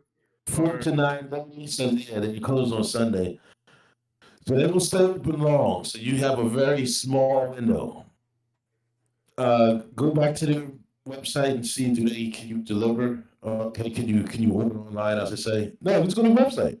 This is the website. All right, we'll go back to the yeah. That's what I'm saying. All right, so you can order online and you can deliver. All right, so it's Monday to Saturday, 4 to 9:30. So they're not open very long. So, and I'm pretty sure they probably, which probably means they sell out more than likely. I would think so, right? Yeah. But that's not too bad. All right. So El Taco, given the menu because I haven't tried it yet, I would give out of five. I would give the menu a 4 out of 5. I give it that's not bad. I give it a not bad. So I give El Taco a 4 out of 5. I guess this is this the actual menu, or That looked like a different one. yeah, like a different one. Yeah, I mean, there's like like the a name. million. Yeah. There's like a million places called El Taco. So Yeah. I probably had a different. It probably was a different El Taco because I don't remember that sign or anything. So I probably had a different El Taco out there on the West Coast, which Gotcha. was actually still pretty good. But I think this is a different establishment. Well, like I said, I like this place.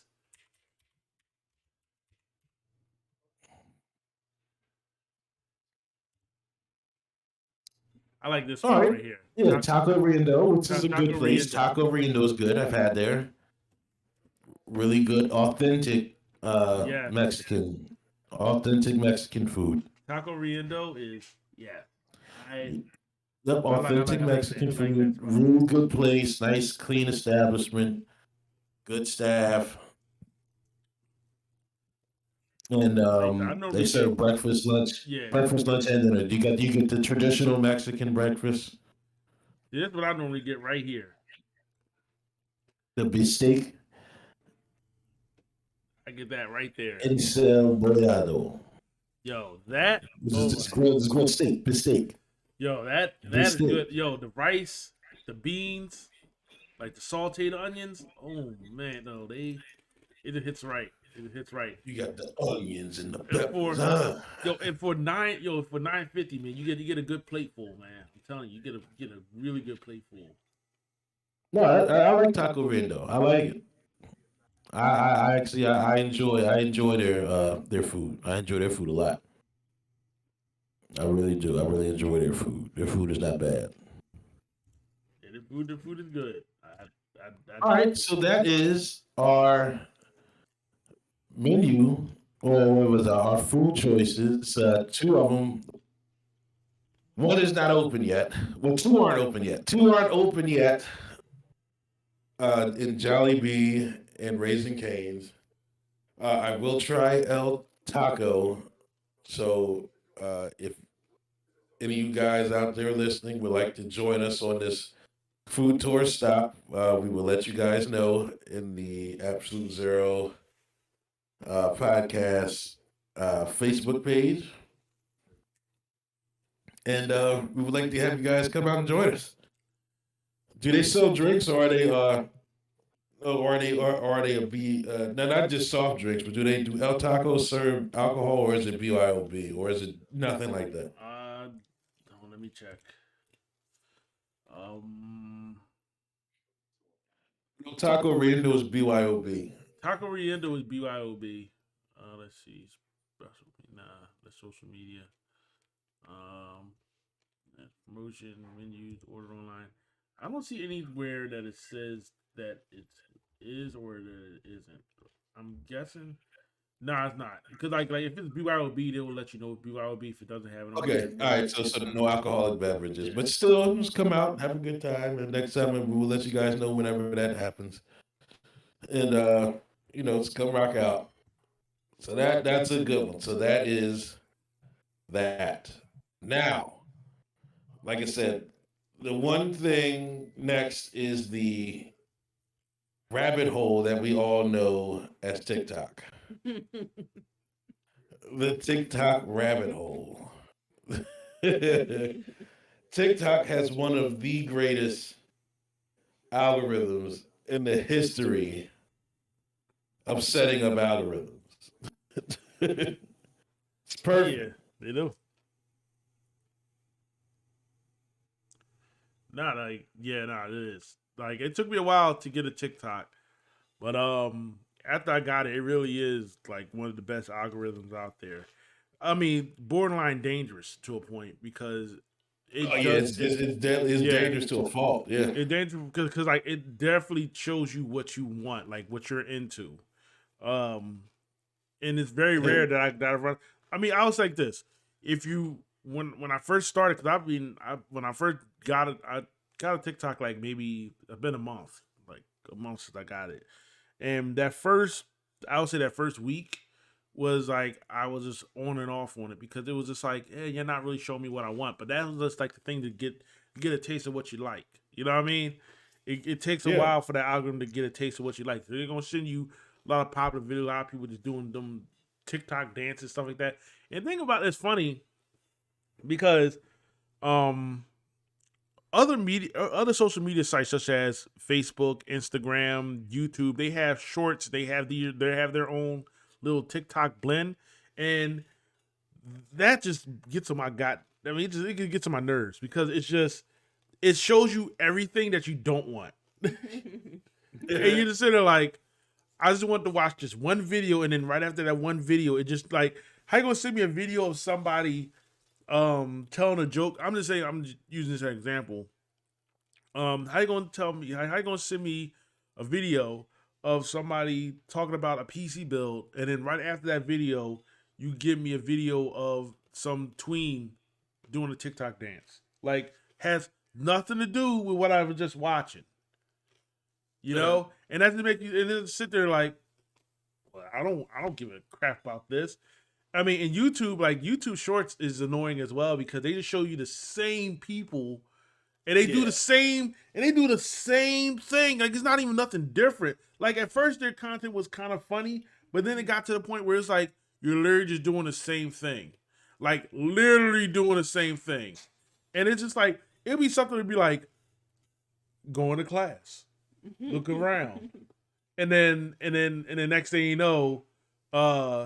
they got like some popular music playing in the background, just a snippet of that, a snippet of whatever popular music that's on TikTok, and then it's just like it's just some rudimentary like I thought you was me, and then it just cuts off, and it's just like, at first when I first thought, yeah, you were funny, but like you're not funny enough to actually make me want to follow you because you're gonna do the same thing like that. I can't think of this dude's name, but it's the guy that got that look on his face whenever somebody do something stupid. The African dude, you be like, now you got that, you know what I mean? And it's like, dog, like, all right, when you first did your video, when I first saw it, yeah, it was slightly humorous, but then you realize that's all you do. That's your whole content. You know? It just like, and it's just like it's annoying. Like that's annoying. And then it's just kind of like I kind of wish that YouTube didn't have that, but then again, it's great that they do have it because it breaks you out of that spell. Well, if you're into it, TikTok is just too damn good because I've never seen any of those people, any of the people that I just talked about, any of those TikTokers that I talk about. I have never seen them on TikTok because I don't follow, because that's not the stuff that I follow. You know, and it's just like it's absolutely amazing the way how their formula works. Then one thing in that TikTok that kind of like made my brain go like start chugging a bit. TikTok have a live, which I didn't know they had a live thing. You can do live recordings on TikTok, but you have to have they block it behind a wall. You have to have 1,000 followers first before you can record your own live videos. And I, like I said, since I do follow video games, right? There's been a lot of live video games on TikTok where they're just playing just like Super Mario Brothers 3, or something like really rudimentary. And they're not, I'm talking like, it's like they have like hundreds and thousands of people watching them play, but it's not even like they're playing good. They're just average at best. And they're not even like really like, it reminds, it reminds me of like this live app that I have called Bigo, and that's what it reminds me of. But except this is like, and it's like you can't. They're not screen capturing. They just having their phone on a tripod and then having it face their television set. And I'm sitting there like, yeah, people some people making money off of this. And I'm sitting there like, Yeah. huh. I was like, all I need is 1,000 followers on my TikTok. So I was thinking about doing my classic game of the days, like actually going back what I have on my Instagram, my classic game of the days, bringing those back, but actually with me talking about it on the green screen behind me and stuff like that. Yeah. And hopefully that can attract at least 1,000 people to follow me, and I can start doing lives, and I can just set up my tripod and just face it and then say, yo, playing Phasmophobia, watch this, X, Y, and Z. Yeah. No, it works. Yeah. But like, it's just, like I said, it is another avenue. And I definitely understand why a lot of people gravitate towards TikTok. And I mean, like I said, this is a whole nother conversation that I could do another time about how these social media sites is shortening our attention span to a point where anything over 30 seconds, you're just not interested anymore. Well, yeah. When it comes to like, if you notice anything that's longer than 30 seconds, you start to lose interest. Yeah, like that's unless it's something that has constant drama in it. Or something constant that'll keep your attention. Yeah, so something constant that'll keep you interested. But but TikTok, the algorithm is dangerous is dangerous to a degree, and I do have to kind of like when I'm on TikTok, I have to monitor myself. I do set a timer on my own phone just to break me out of that TikTok loop. Yeah. No, I honestly do. But some of the stuff, some of the content on here, man, it's just like you delve into the minds of some of these people, and you think like these are everyday people, and you think some of this stuff be funny. Oh no, it Some of this stuff will be funny, or some of this stuff do be creative, and you be like, well, damn, it's like if this person had X amount of resources, the content that they're creating from this could actually be a legitimate show, or at least an idea. So that doesn't. I think that a lot of the people that's in the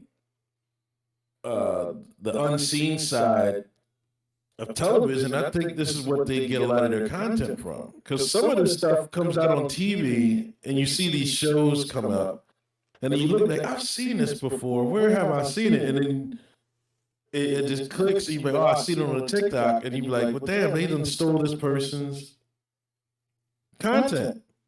Yeah. Yeah, but there's just really nothing you can do, because once if you set up on TikTok, you're pretty much all of your content, for the most part, right? Yeah.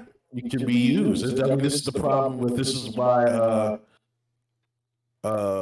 black social media isn't what constant. I wouldn't say the turmoil is not the thing, but not disarray, but unease, I should say. Yeah. Because black social media is constantly getting their content stolen, and it's not the point that it's just getting stolen. It's also that the people that are stealing it are making a serious profit off of this. That's the issue. It's not the point that you're stealing it, because they're so creative. Black social media is so creative that we can just come up with anything. Yeah, that's fine. You steal it, I can just make another one. But the problem is that you're making the other half is making a lot of money off of taking the content. Yeah. That's the problem. So I'm all for when black social media have strikes and content strikes and all that stuff like that. I'm all for it, because it's like it's not the fact that we want compensation for it. It's the fact that some of these creators, when you find out how much money you can make, yes, now it's like, okay, well, damn, you didn't steal my content, and then you you made 50 grand off of it. Well, damn, that's my content. Well, I want my 50 grand. Well, I will say this. I'm gonna say this. It is. It's a shame that it happens, but at the same time, this is where it boils down to educating each other and how you can be able to trademark or either kind of push it. You know what I mean? Push these avenues out the way, because this it kind of boils down just like how a few like what was it? It was like I would say about 4 or 5 years ago.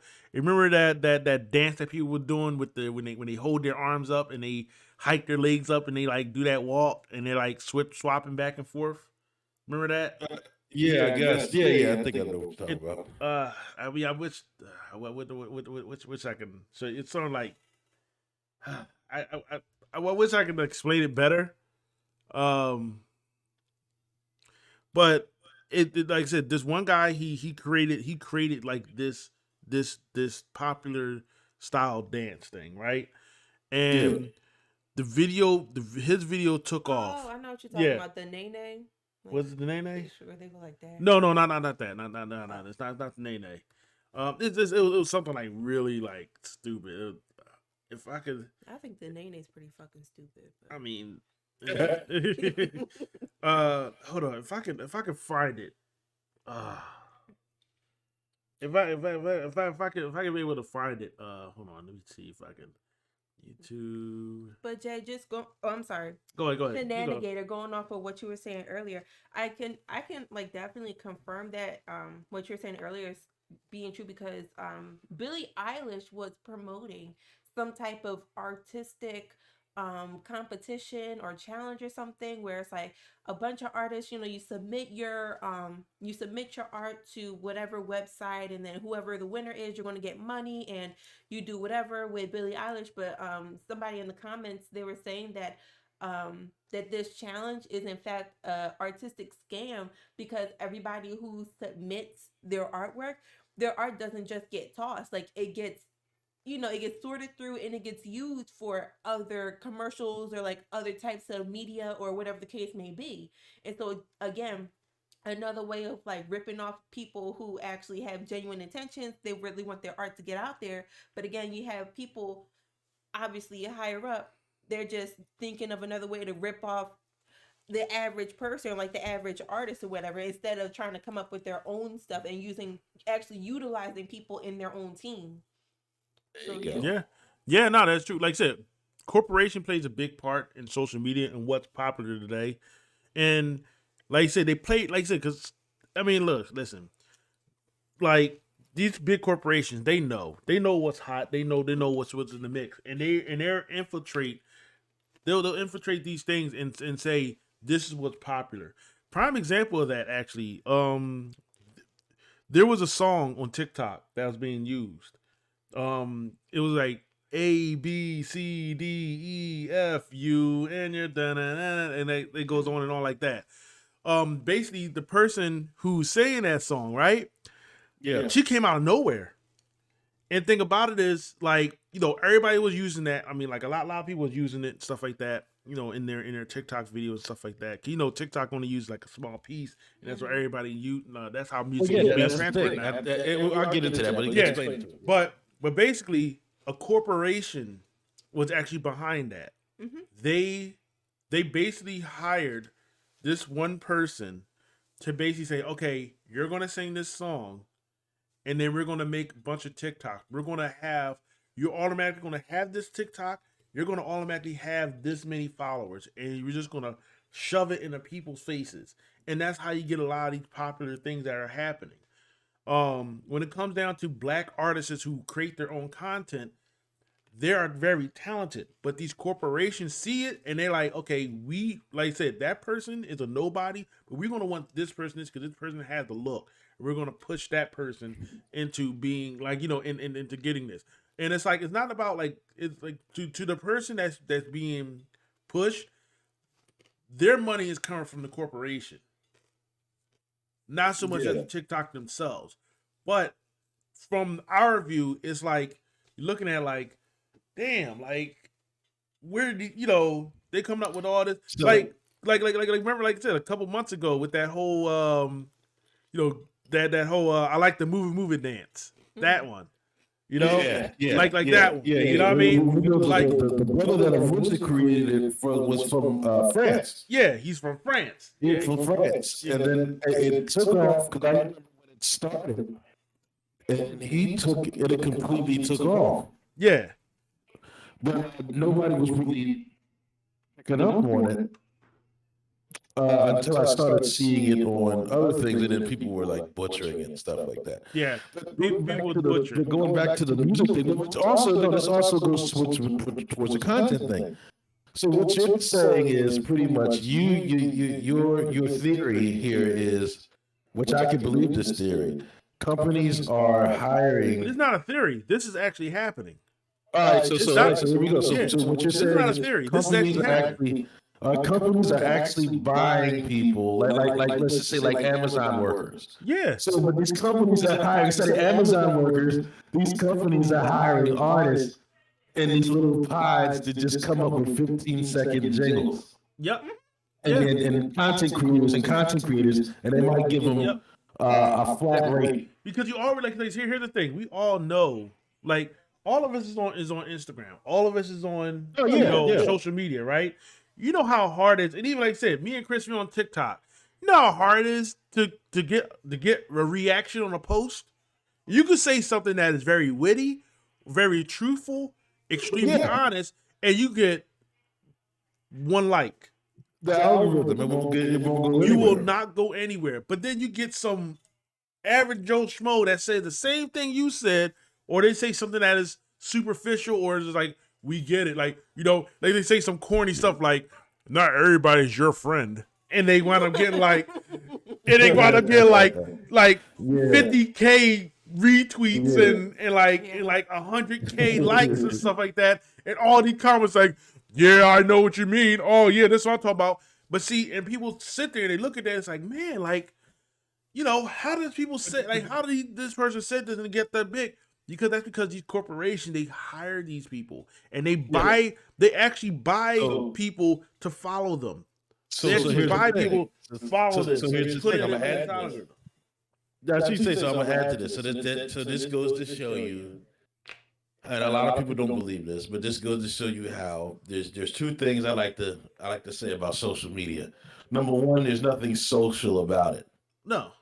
And number two, it's not real media. It's not real. It's fake. It's not real. It's not. It doesn't. It's not real. Not to say it does. It's social media is not real. So everything it gives a false pretense because the only thing you know is that this person's living the best life within this little fish lens of a phone lens, but outside of those lenses, it's completely going to shit. Yeah. Social media, but this also goes into saying another thing I would like to talk about: the metaverse. Yeah. My stomach. The metaverse. So that's another thing that I think that's the next phase. You got to get people to buy into this social media shit, and then once people buy into it, the metaverse becomes a lot easier to get sucked into. Yeah. So, what are your thoughts on the metaverse? There's no purpose. I feel like at this point, everyone's just bored and they just need to, like, always re-up on something that's quote unquote new. I mean, the metaverse is no different than a typical virtual reality game, honestly. I honestly think that they've been trying to kick VR like since 2014, 2014. I'm gonna say 2014. They tried to kick off VR then. It took a while for it to gain traction, but it was Facebook, aka Meta, that basically made it accessible to everybody. Now the Oculus Quest 2 has been out since the end of 2019. Now, if you notice, it got big in 2021. Yeah, it blew up in 2021. if you look at the sales, Yeah, if you look it up and look at the sales jump exponentially. Yeah, the thing about it is, it was the perfect time to jumpstart VR. It is the Yeah. perfect time to jump VR. The fact that like I said, I was actually telling sisters, you know, how I went on a date and like I said, the girl was completely on her phone. And more than likely, it was because of uncomfortability and people don't know how to deal with their own anxieties because they're constantly on social media. With this, with the VR headsets, it gives people their own body, their own look. They get to look how they don't look the way how they are in real life, and it gives them a chance to actually express themselves, but falsely express themselves because they don't know how to deal with themselves entirely. And it's the perfect time because we've been locked, basically entirely. I mean, even though, like I said, we haven't really technically been locked in, but we have been locked in since 2020. And a Yeah. lot of people are desperate in trying to falsely communicate with each other, but not fully communicate with each other. Yeah, yeah, and I'm gonna go back to what Sis said. She said that it's a game. Yeah, and then I mean, like I said, the But metaverse. here's the thing: it's a game right now, but Yeah, I think it has to be. it. It's something more. I think it's not just going to be a phase. I think No, this is no, going to be no, no, around no. for a This, yeah, long time to stay. no. VR. Because I think it's going to get more accessible. It's going to be Well, more yeah. Well, accessible right to now, people. well, like, so And you the see it reason why I say now. it's much more than a game now, it's starting to become because once you start introducing, and we'll get into all of this stuff, 'cause we're about to get into all this. See, hold on, real No, quick. no, Hold on, wait, wait, wait, real wait, quick. because Hold on, wait. once you Let me say start this real putting quick. real money into this, Hold on. Hold on. Let me say this real quick. Like I said, I've been following VR for a while now. Like I'm talking like before this sudden boom currently, I've been following VR quite around now. Next, so they had this thing called VR chat, which basically you can be whatever you want into this yeah, chat. You know what I mean? The meta thing is ties into, like I said, with the way how the cryptocurrency thing is, because you got that. Because like I said, with the whole thing about the NFTs, well, we'll get yeah, into that. yeah, no, But I'm saying I'm attaching that because this is where this boom is coming from. The boom is coming from not basically from like the idea that, oh, it's a game, but it's the idea of people trying to make money. But that's the start of it. But what's going to happen is that's going to merge into just basically everybody's going to have a way to do this. It's going to be basically like Ready Player One. It's yeah, basically going to get, basically in going a to way, get it's into that. already it's we're in the very beginnings of it. Yeah, we're in the very beginnings of it. The very We're in the beginnings dark of ages of it. we're in the But dark ages of that. We are. No, we truly are, because like I said, we already lost. Like currently right now, we already lost the ability to we talk to, lost it. yeah, we lost the ability to The talk to each war on other. whatever that war on technology is, we've already lost Oh it. yeah, nah, yeah. We We've lost succumbed to the machine. we To lost what that. was it? AI, artificial Yeah. intelligence. Now we lost We've that. lost. We've succumbed to artificial I think, intelligence. like I said, 2020, That's not a debate. to be honest, 2020 put a cap on that. 2020 put the cap on us actually communicating face to face, especially when it comes down to, especially when you talk face to face with people that you don't know, you know, Yeah. people that you Yeah. don't know, you know, like if you are the type of person that likes to that like to talk face to face, I'm sorry, but it's that's no longer a feasible thing now, and it's sad. Like it's no longer a feasible thing. A lot of people are afraid to talk to each other on a face to face manner. Even when they disagree with you, they're afraid to talk to you on a face to face manner. The only people that has the balls or have the balls enough to actually talk to you on a face to face manner if they're trying to con you. Yeah. And that's crazy. Like Yeah, it is a yeah. very small percentage of people that actually do genuine Yeah. can genuinely you conversate with Yeah. social butterflies, if you will. Yeah, Because, social, yeah, like social, yeah, but that's a very small, well, it's a percentage. very small percentage That's a of very people I think who are not, small because there's percentage. a lot of anxieties now, a lot of social anxieties now. Like you said, that was created around 2020. With the Yeah, start of the pandemic, people being locked in. Even though we're not locked in, but people are locked in. You see what I'm yeah, saying? So Like I said, you can't go to certain things the way people, certain stores. Like I said, we would go to the restaurants. We would just go to the restaurants maybe about a half hour ago. Remember when restaurants used to stay open until about 11, 12? Now they all close at 9:30, 10 o'clock. Yeah. So these social and restaurants and bars and things like that were the epicenter. I'm talking now. We can talk like this. We can talk pre and post pandemic. So pre-pandemic, those places were epicenters for communication, Yeah. socializing. I should say socializing, communicating. They're now not open anymore, or very long. Yeah, they're They not, give they're not you a open very as long. small window. Yeah. And I understand why they're not. Like I said, the pandemic hurt a lot of things. It really hurt a lot of things. I think we're on our way to building back some of these things, but also when we do get back, I think there are some things that can't be repaired, and I think that's one of them, Yeah. is our the human Well, yeah, it can't communication be thing. like, I think it's fractured. yeah. I mean, like I said, it can't be repaired because like I said, the metaverse is there. Yeah. Like the So metaverse is going to get a large portion of people. It's going to be readily accessible. Yeah, it's going to even be ready. more accessible than what it is now. You're going to start seeing Yeah, those things. You could not just Oculus. Then you're going to start seeing cheaper models, you're going to see cheaper models. for like $100. Yeah. Everybody's going to have one at Yeah. this point. Like I said, right now, like I said, it's like I said, VR sets before the Oculus Quest came out. When the Oculus Rift came out, and this is before Facebook owned the Oculus. This is before that. This is when Oculus was his own company.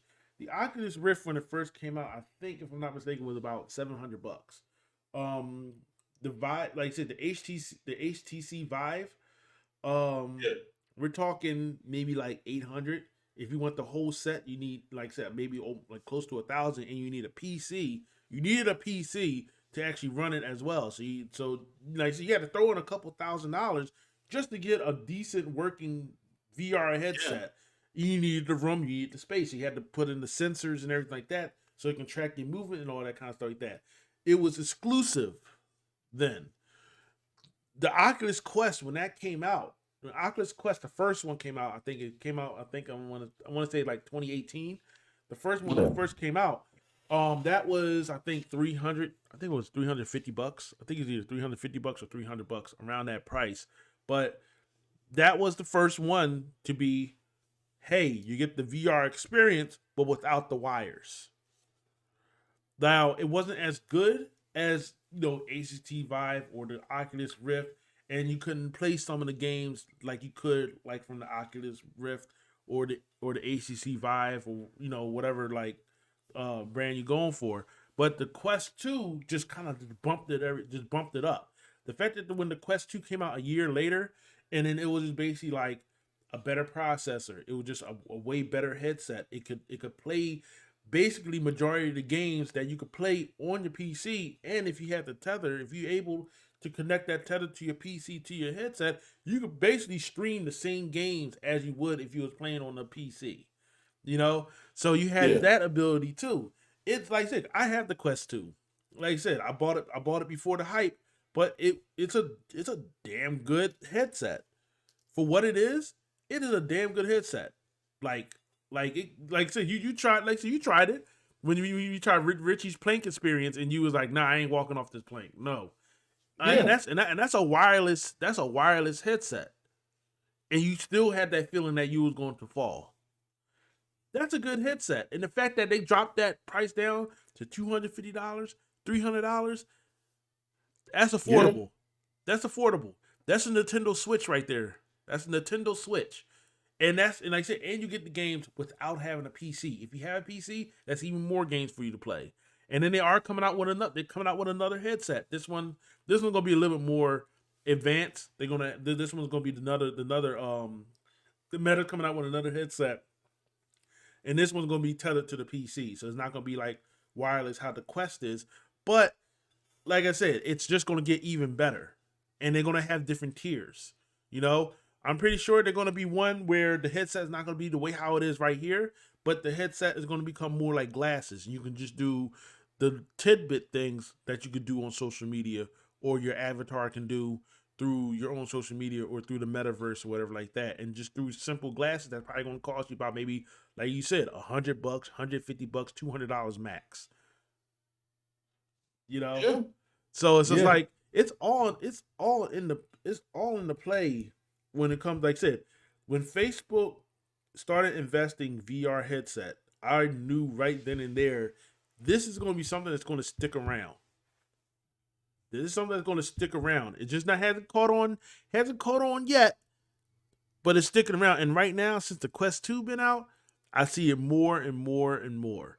And it's just going to get, Oh, yeah. like I said, the technology is just going to get better and cheaper to build. Well, that's what's going to happen. The technology is going to get better. You know, we see the fail videos of people running into walls and breaking TVs and Yeah. things like that. So it's getting there. It's getting there. But do you see it at some point in time, whether in the near future or the distant future? Because we can already see it, but at some point it's going to happen where the lines are going to disappear. Oh yeah. Because you can actually see it, and It's also, already. I mean, I think, like I said, we're kind of at the that lines line. are blurred right now. The lines is blurring in and out. The lines are blurred in and out. Because, like you said, Yeah. with the headset, you know it is because it's a piece of hardware. Yep. I can wear it, even though I felt like I can do it. I still know I had the headset on. You see what I'm saying? I could always take the headset off, but there's going to come a time. And I think this is in the maybe the distant future. I wouldn't say the near future. I say more distant future, where that line is going to disappear. And I'm standing on the plank, or somebody's standing on the plank, and they can't take the headset off because they don't even know if they have it or not. That's the scary part. Yeah. But like I said, to a generation that's coming up, that's not going to be scary to them. No. So, like, my other question is, and do you guys see yourselves? I don't want to use the word submitting to the metaverse, but I'm saying, do you being a part in some form or fashion to the metaverse? To an extent, I can see myself doing it. To an extent, I think, like I said, even see the way how I look at it now, like I said, even the way how video games are being headed towards now currently, I see myself less playing. Like I see myself playing less of current gen games and more so just small bite-sized pieces of games or just classic games that I used to play in the past. When it comes down to like VR sets and stuff like that, I'm probably am still gonna do it because there's gonna be some things on there that's gonna keep, like, I honestly think, and this, like I said, where there's a curse, there's always a gift as well. It's the yin and yang to a lot of things. I think with the heightened technology when it comes to VR set, that's definitely going to help with the decline of Alzheimer's. I think that's going to help along that with brain activities and everything like that when it comes down to these VR sets. Like I said, there is a downside to it, but I'm just talking about the positives that could happen. Because it is going to come along the way. It is going to be a part of that. It's not just all negative. It's going to be some positive towards this. I think from my standpoint, I'm pretty sure I can stand certain games, and then certain games I have to be like, okay, I think I have enough. I don't think I'm going to do this because I know my limits. Me being a gamer, I know what I like and I know what I don't like. I know what I can handle. And I think like I said, I am going to be pretty much a part of it. I'm just probably I won't be like crazy deep into it because that, like I said, I'm part of a generation where I'm used to seeing stuff from a realistic view rather than just me actually being in it. Yeah. But also, I think, like I said, from uh, that future, near future or distant future, this is going to go beyond gaming. So I think a lot of people, I think actual work life is going to be a part of this, to where people who don't want to be a part of it is going to be forced to be a part of it. whether they like it or not. Well, I Or think if they don't, then it's going to be very difficult to make a living in. yeah. I think so. I think that's where it's Well, I mean headed that's well, I somewhere in mean, the well. future. Here's the To thing. where The right now reality, right now it's always connected to gaming. Right Yeah. now everything's connected to gaming, but at some point it's no longer. It's not just going to be connected to gaming. It's going to be connected to Yeah. real It's gonna everyday be the real everyday life. thing. Now, like I said, the reality is just like anything, any other generation. Just like when it came down to computers, at first, computers just was looked at as like, okay, just gonna be some little Yeah, device where you computers can was do looked some at this little is just a games. You phase, might and do this. it is going to just What go and come happened and is go. it's gonna, like I And said, it computers becomes computers are our lives. yeah, computers are alive. Now, like I said, this goes like I said.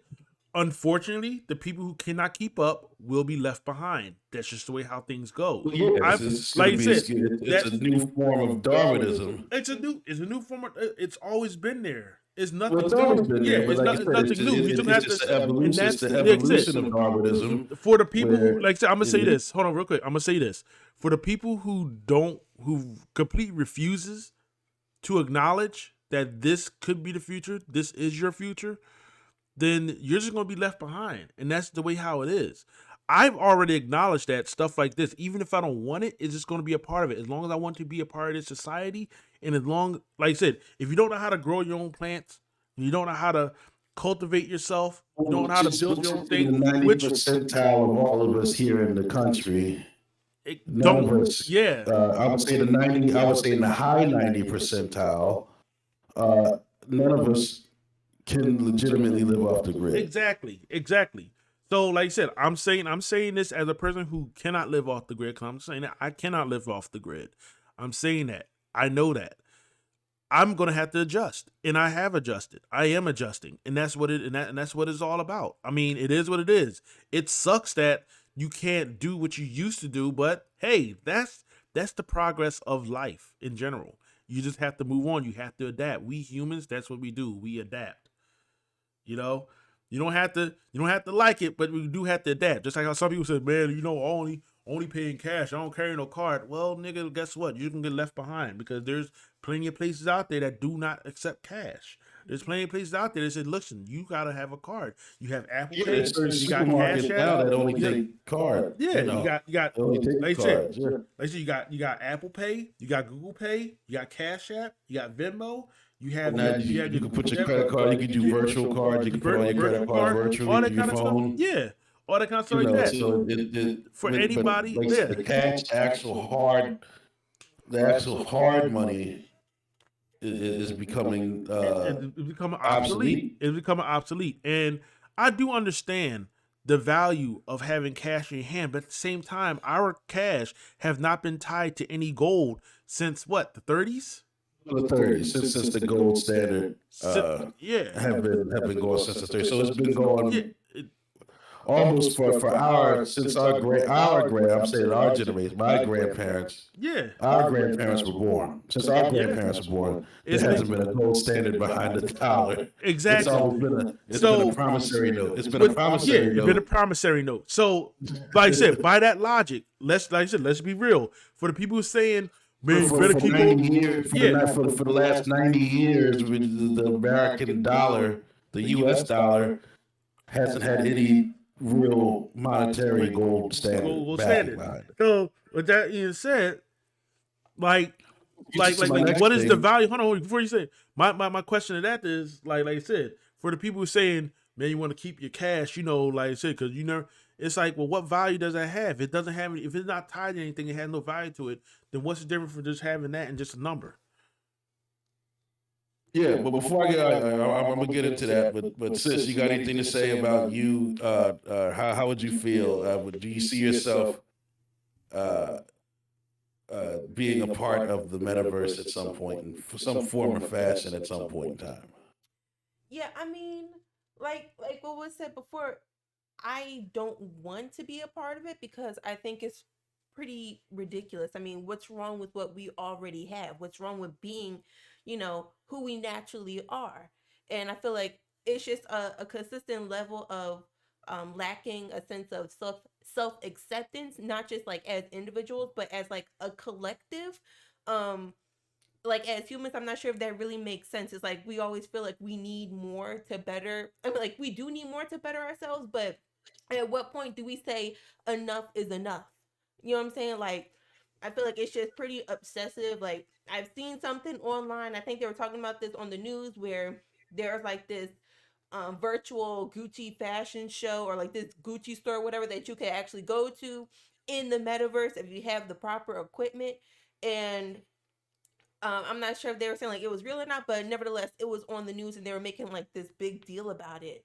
And I just thought, again, I thought it was like really obsessive, and it's really no need for that because as of right now, you can go online to go to Gucci. You can go into like a physical store. So why do you have to go to a virtual store when you already have it online and in person? You know what I'm saying? Like it's just it's just too much.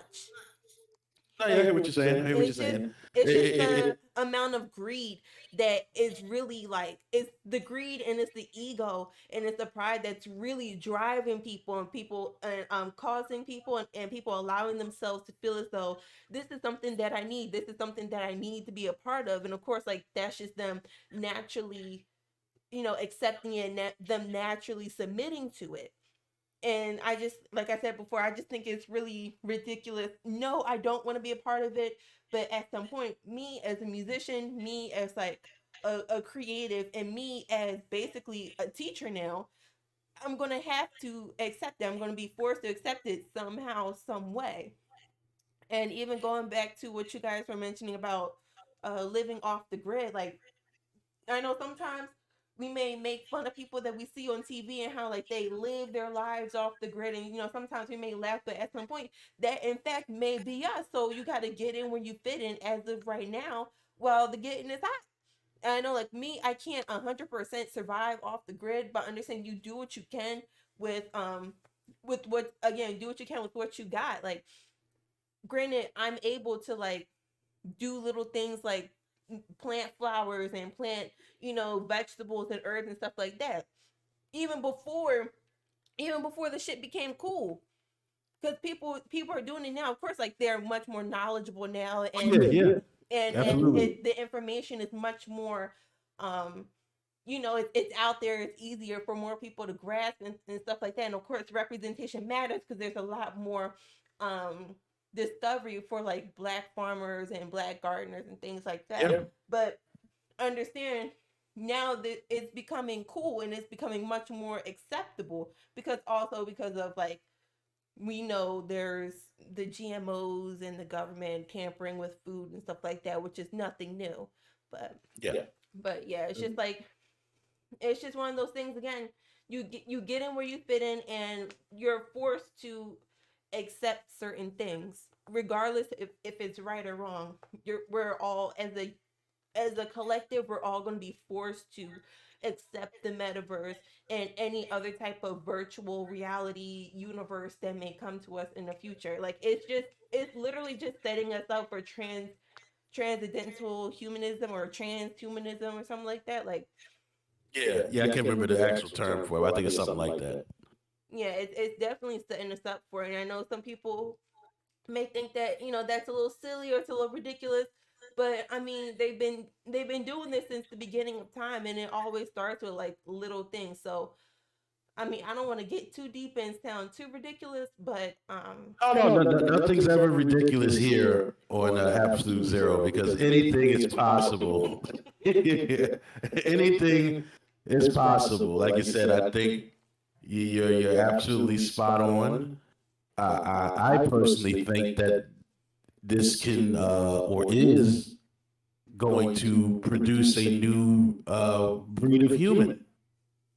Yeah. yeah, it really is, because it's like again, everything that you see is definitely, it's been put in our face. And again, we've been set up for this, not just 10 and 20 years in the past, but even like the 50s and even before that. Like, the Twilight Zone.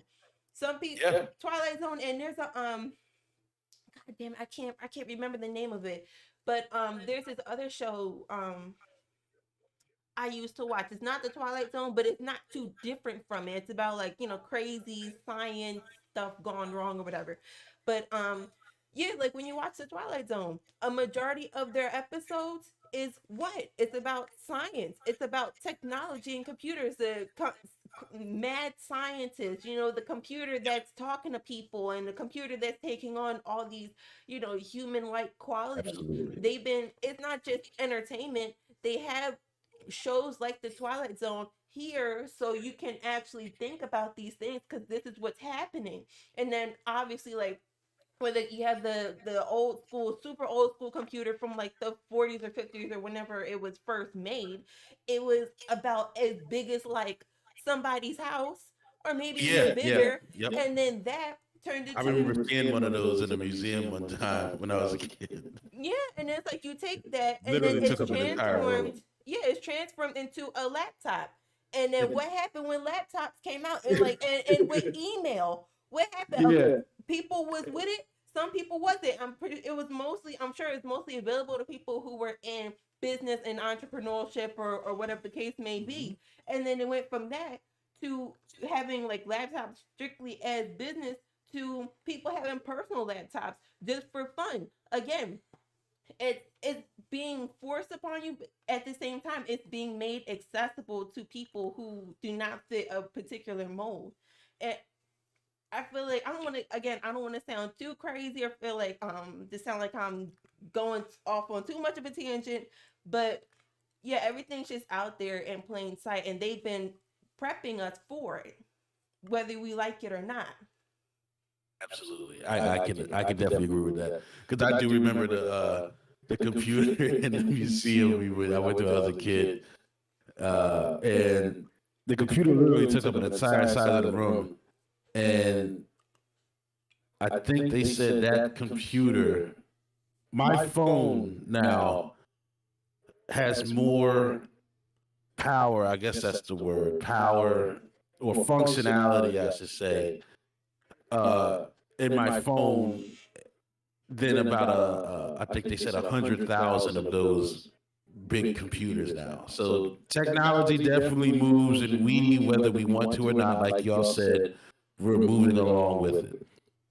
And like you said, sis, with the needing, and this is about to go into my other thing, the needing to feel to be a part of something, the need to being a part of something, something that for what we see isn't real. So this goes to my next thing. It needs to be a part of something. NFTs.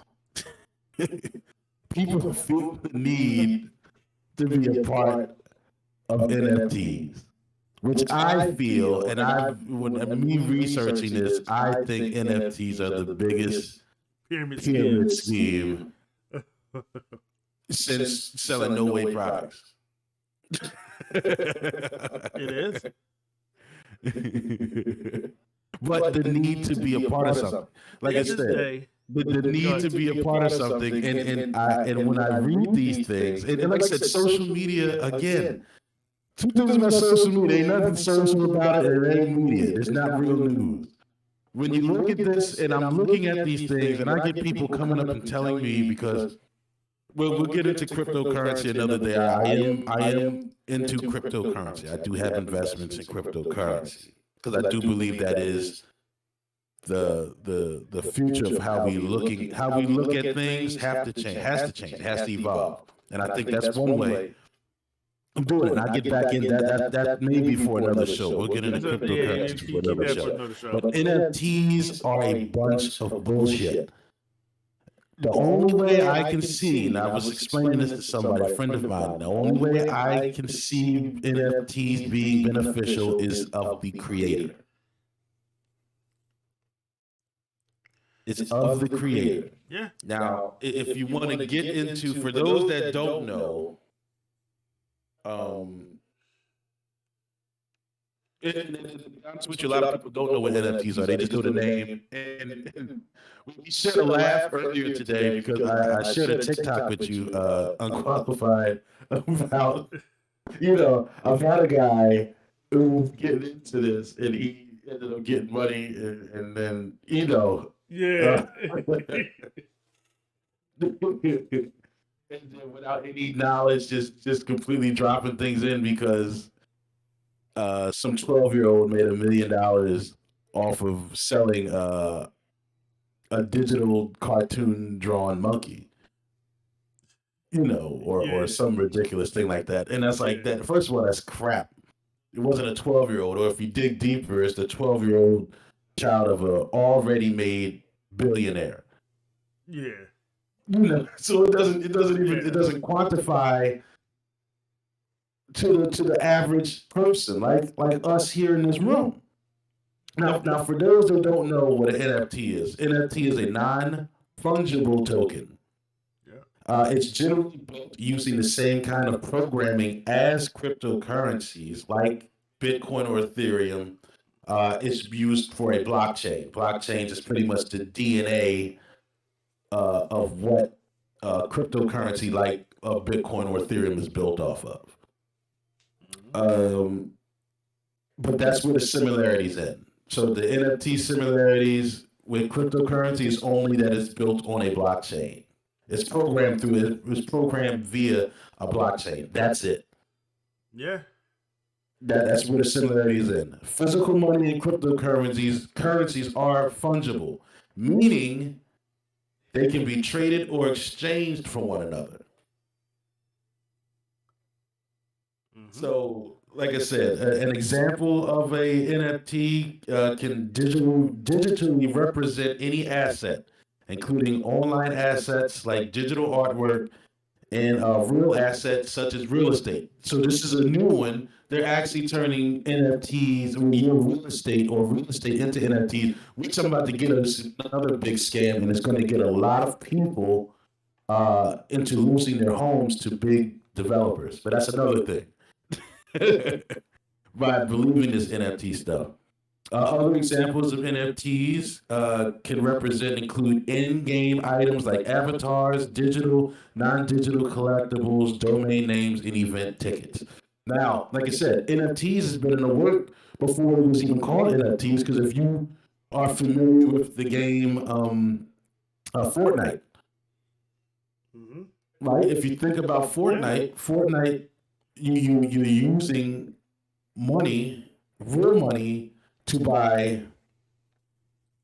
I'm gonna say it. You use real money in the simplest term to buy fake money, and you take the fake money to buy things within this universe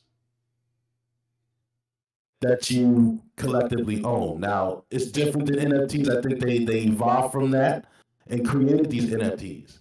So with these NFTs now, it started off with artwork. You remember it was digital art. Now, one thing I was ruling on this thing is with NFTs is that the creator who creates these things it sells it. It's at the top of this pyramid. That's the reason we call it a pyramid scheme. It's at the top of this pyramid, and they normally would get somebody popular or some celebrity type or figure to endorse into it to help the sale of it. And they got you thinking that you own this thing, but you really don't own it. I think you just own the token. So you own, let's just say there's 100, like legitimate artwork. Legitimate artwork, you do a painting, an artist does a painting, an artist only has 50 paintings of this collection. If I buy one of 50, I own one of 50, which is different than the other 50, even though it might look similar. But that's where it ends. That's where the similarities end. So if I buy the real physical art painting, I own it. It appreciates in value, and I benefit from that appreciation. Whereas an NFT, I can purchase an NFT from, let's just say Snoop Dogg does an NFT. I can purchase said NFT. I only own that digital copy. I don't own any intellectual properties of that artwork. So I make nothing. If I see the artwork on a commercial, I make nothing. So what's the point? My thing is, where I'm confused in is, where do I benefit from this? Yeah. A regular person, where do I benefit from this? Because that's where people, and this is where the social media thing, where the lines blur, where people think they're more important than what they are. When you look at these things and you dive a little bit deeper into it, these are already made well-to-do or rich people that are investing in making these things. The artists that make them, there is a digital contract that they sell. So every time one is sold, the creator gets a percentage, no matter what. Yep. And the thing that gets people caught up is that they, first of all, I think this damage, the original, as I was telling, I've told you a couple of weeks ago, maybe a couple months ago, Unqualified. I was telling you how this, we were talking about how, and we got into the discussion of the intentions of things. The intentions of things never play out when it comes to things that can benefit a certain type of people. Mm-hmm. The intentions of NFTs were great because it was meant for artists. It meant for musicians. It was meant for any type of people in the creative arts to make 100% of their money. Because, you know, as artists, as creative in the creative arts, it's not easy to make an income solely off the art, unless, you know, special circumstances or whatever. But the original agenda for it was right. It was meant for the artist. But like I said, when you get that corporate sect that come in and completely corrupt it, and I think this damages how people see art. So now there's people that's not going to appreciate. Remember, before, well, even now, I'll say not before, but even now, when people buy art, when people go to art galleries and they buy physical art pieces, you're not buying it to say, I'm going to sell it right after you buy it. You buy it because you appreciate the art and you want to hang it up in your house.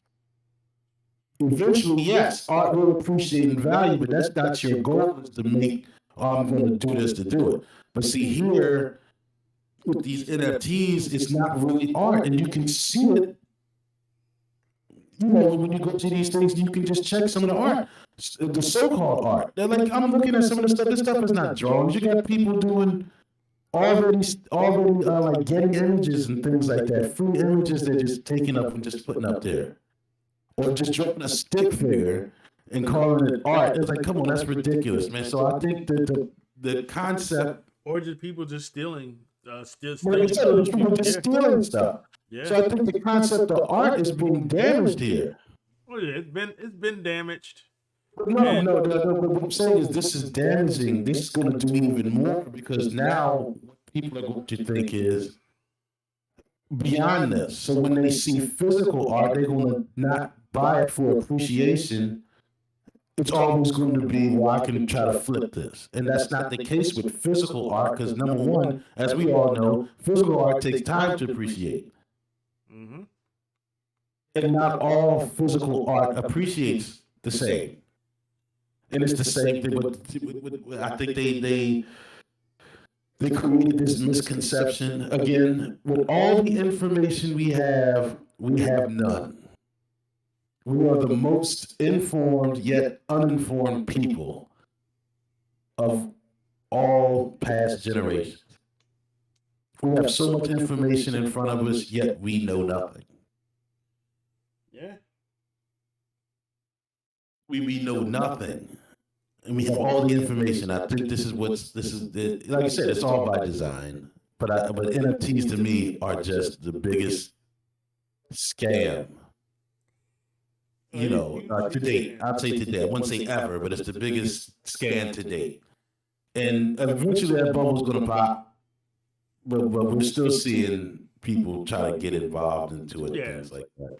But I just wanted to get y'all, that's my take. I just wanted to get y'all take on what y'all think, you know, about this NFT thing. I always said it's a scam. And to be honest, at first the way how I thought about it was I think it was for the artist, but I don't think from the start it wasn't even for the artist. To be honest, I think it's just a ploy for rich people just to get richer. Just like how, like I said, they found a way to basically bounce back from that GameStop, basically. Because like I said, here's the thing. Remember how last year I mentioned about the whole that Super Mario 64 that sold for like $1 million? Remember I was telling you about that? Yeah. And how that like the people that graded it were the same people that basically sold it. It was basically like a friend of a friend who has money that pretty much just to buy it just to make news. And this is the same way how NFTs work as well, because NFTs been around since when I first heard of NFTs it was like basically back in like 2020 when I first heard of it. NFTs pretty much well they got on the scene about 2020, but it started somewhere late 2019, early 2020. Yeah. But the thing about it is that like the start of it was basically companies like such as Atari. Just as Atari was just like, oh, we're selling these non-fungible tokens of Centipede and non-fungible tokens of not Pac-Man, because Pac-Man's owned by Namco, but like of like certain other games and stuff like that. And then you had people buying it like for hundreds to maybe thousands of dollars. But you come to find out that like it's not just average people that's buying it. These are people with money that are buying it, and they're buying it from each other, just enough so it can make the news. Just enough to get the buzz going. Just enough to get the buzz going. Remember what I said? It's the same thing that I said before about how social media and how you think it's a freedom from us to talk, but actually it's just corporation coming in, hiring people just to push them, just to get them, hey, do this dance, sing this song, push this person out, so people can follow this person, right? Same concept with the NFTs and same concept with like a lot of things that are being hot right now. Is just a push of corporations getting their money back. Like I said, with the GameStop thing, the rich, that was unplanned, and that hurt a lot of people. Exactly. It was unplanned. I benefited from that, by the way. Yeah. It was unplanned, and it hurt a lot of people.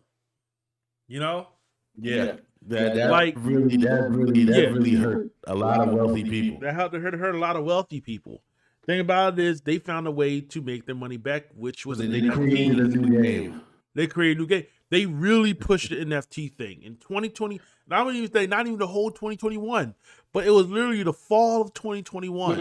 Fall of 2021. It was the second half of 2021, and then all of a sudden, that's when you started seeing these headline articles. And I'm like, articles of NFTs. Bullshit. I was like, first of all, it's bullshit. A 12-year-old made $1 million off of selling an NFT. But like, not to say it can't happen. Not to say it can happen, but there's no legitimate backing behind it. But you have the average person who look at that and they're like, the average person at the time probably wasn't working.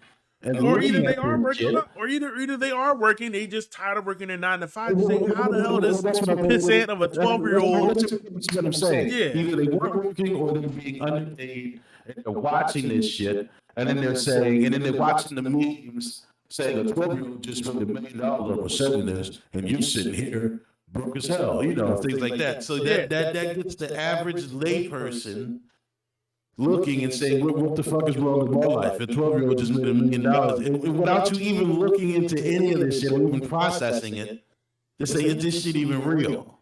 Now, I'm going to say this. I'm going to say this. NFT might be a scam, but if you are a working person who is basically just trying to make something real, like, don't buy an NFT. Don't buy it.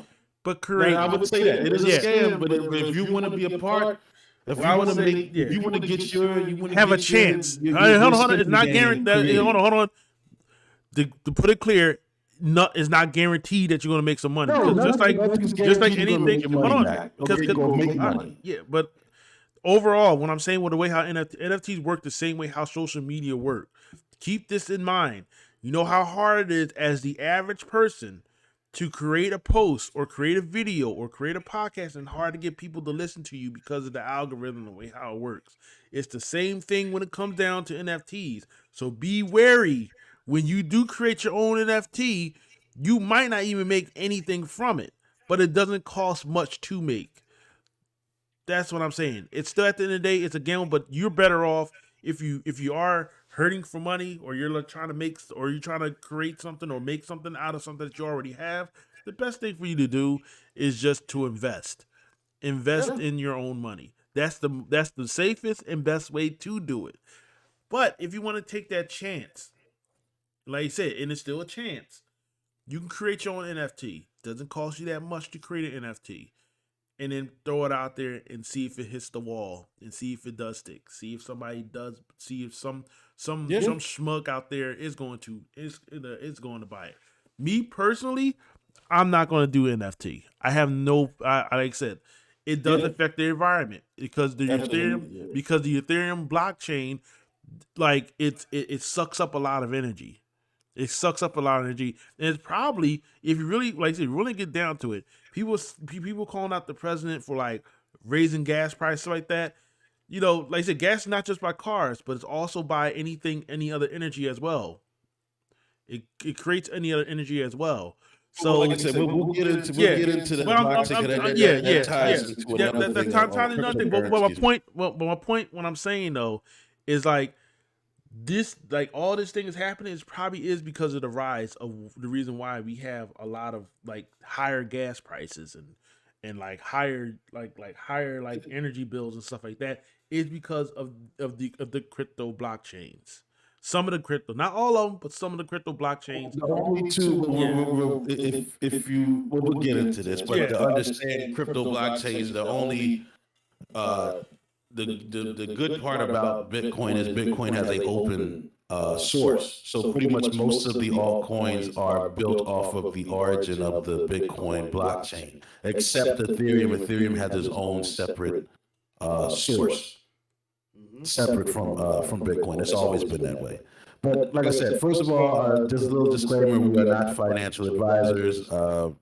You can, like I said, these are just our own thoughts and our own theories on things. So, you know, we're not giving out any type of financial advice to anybody.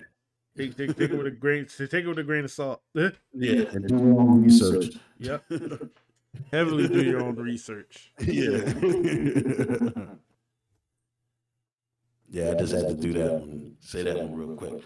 But yeah, man. Hey, first of all, man, that was good, man. That was a good session. It's good to be back. It is.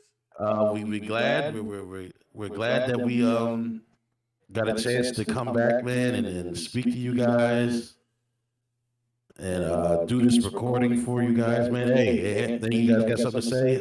Unqualified, got anything to say?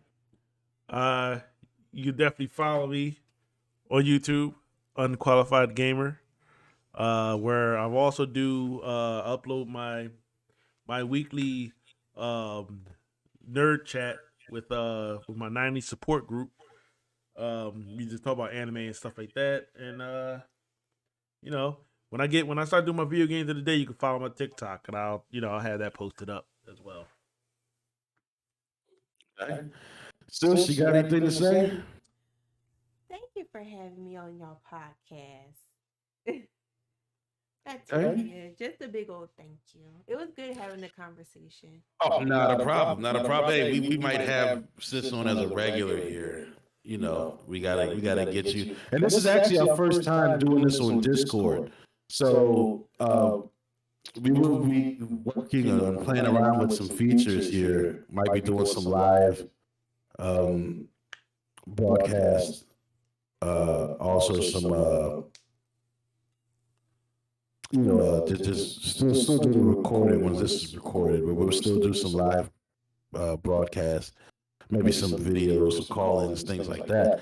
And we're just playing, man, with Discord. Discord, I'm just finding out. I'm just discovering Discord. See, Unqualified been doing this for a while, but I'm just discovering this, and I'm finding this thing to be awesome.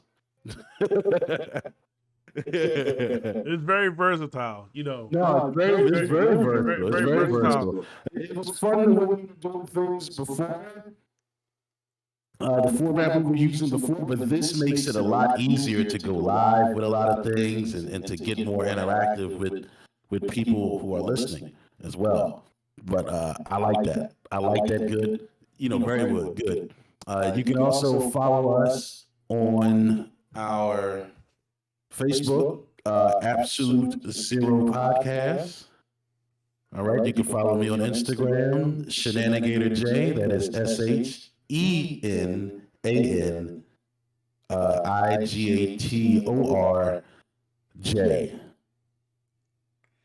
Just the letter J. You know, you could just type. You can type it in the Discord chat. I'm gonna put it all in there. I'm just, you know, gotta talk to close out properly. You understand that? Also check us out on our YouTube page, because this is where we'll be posting up all of our episodes. A lot of our previous older episodes are still up there on our YouTube page. The Absolute Zero Podcast YouTube page. Again, we will be posting all the links up on our Facebook page. I think that's a wrap, man. Let me see if we can do this thing and close it out. Like I said, once again, man, like I said, just keep us going. You know, just keep us going, man.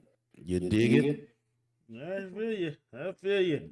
Yeah, man. But it's good to be back. It's good to be back.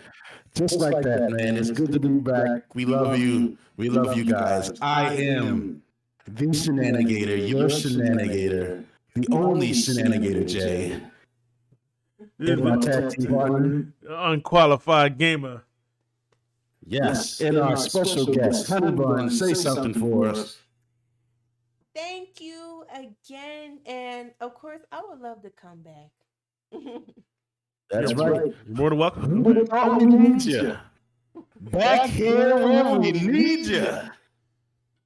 That's right. In my life, because we got it now on the spot. Welcome back. Absolute Zero Podcast. Welcome back. Welcome back. Peace, folks. Welcome back.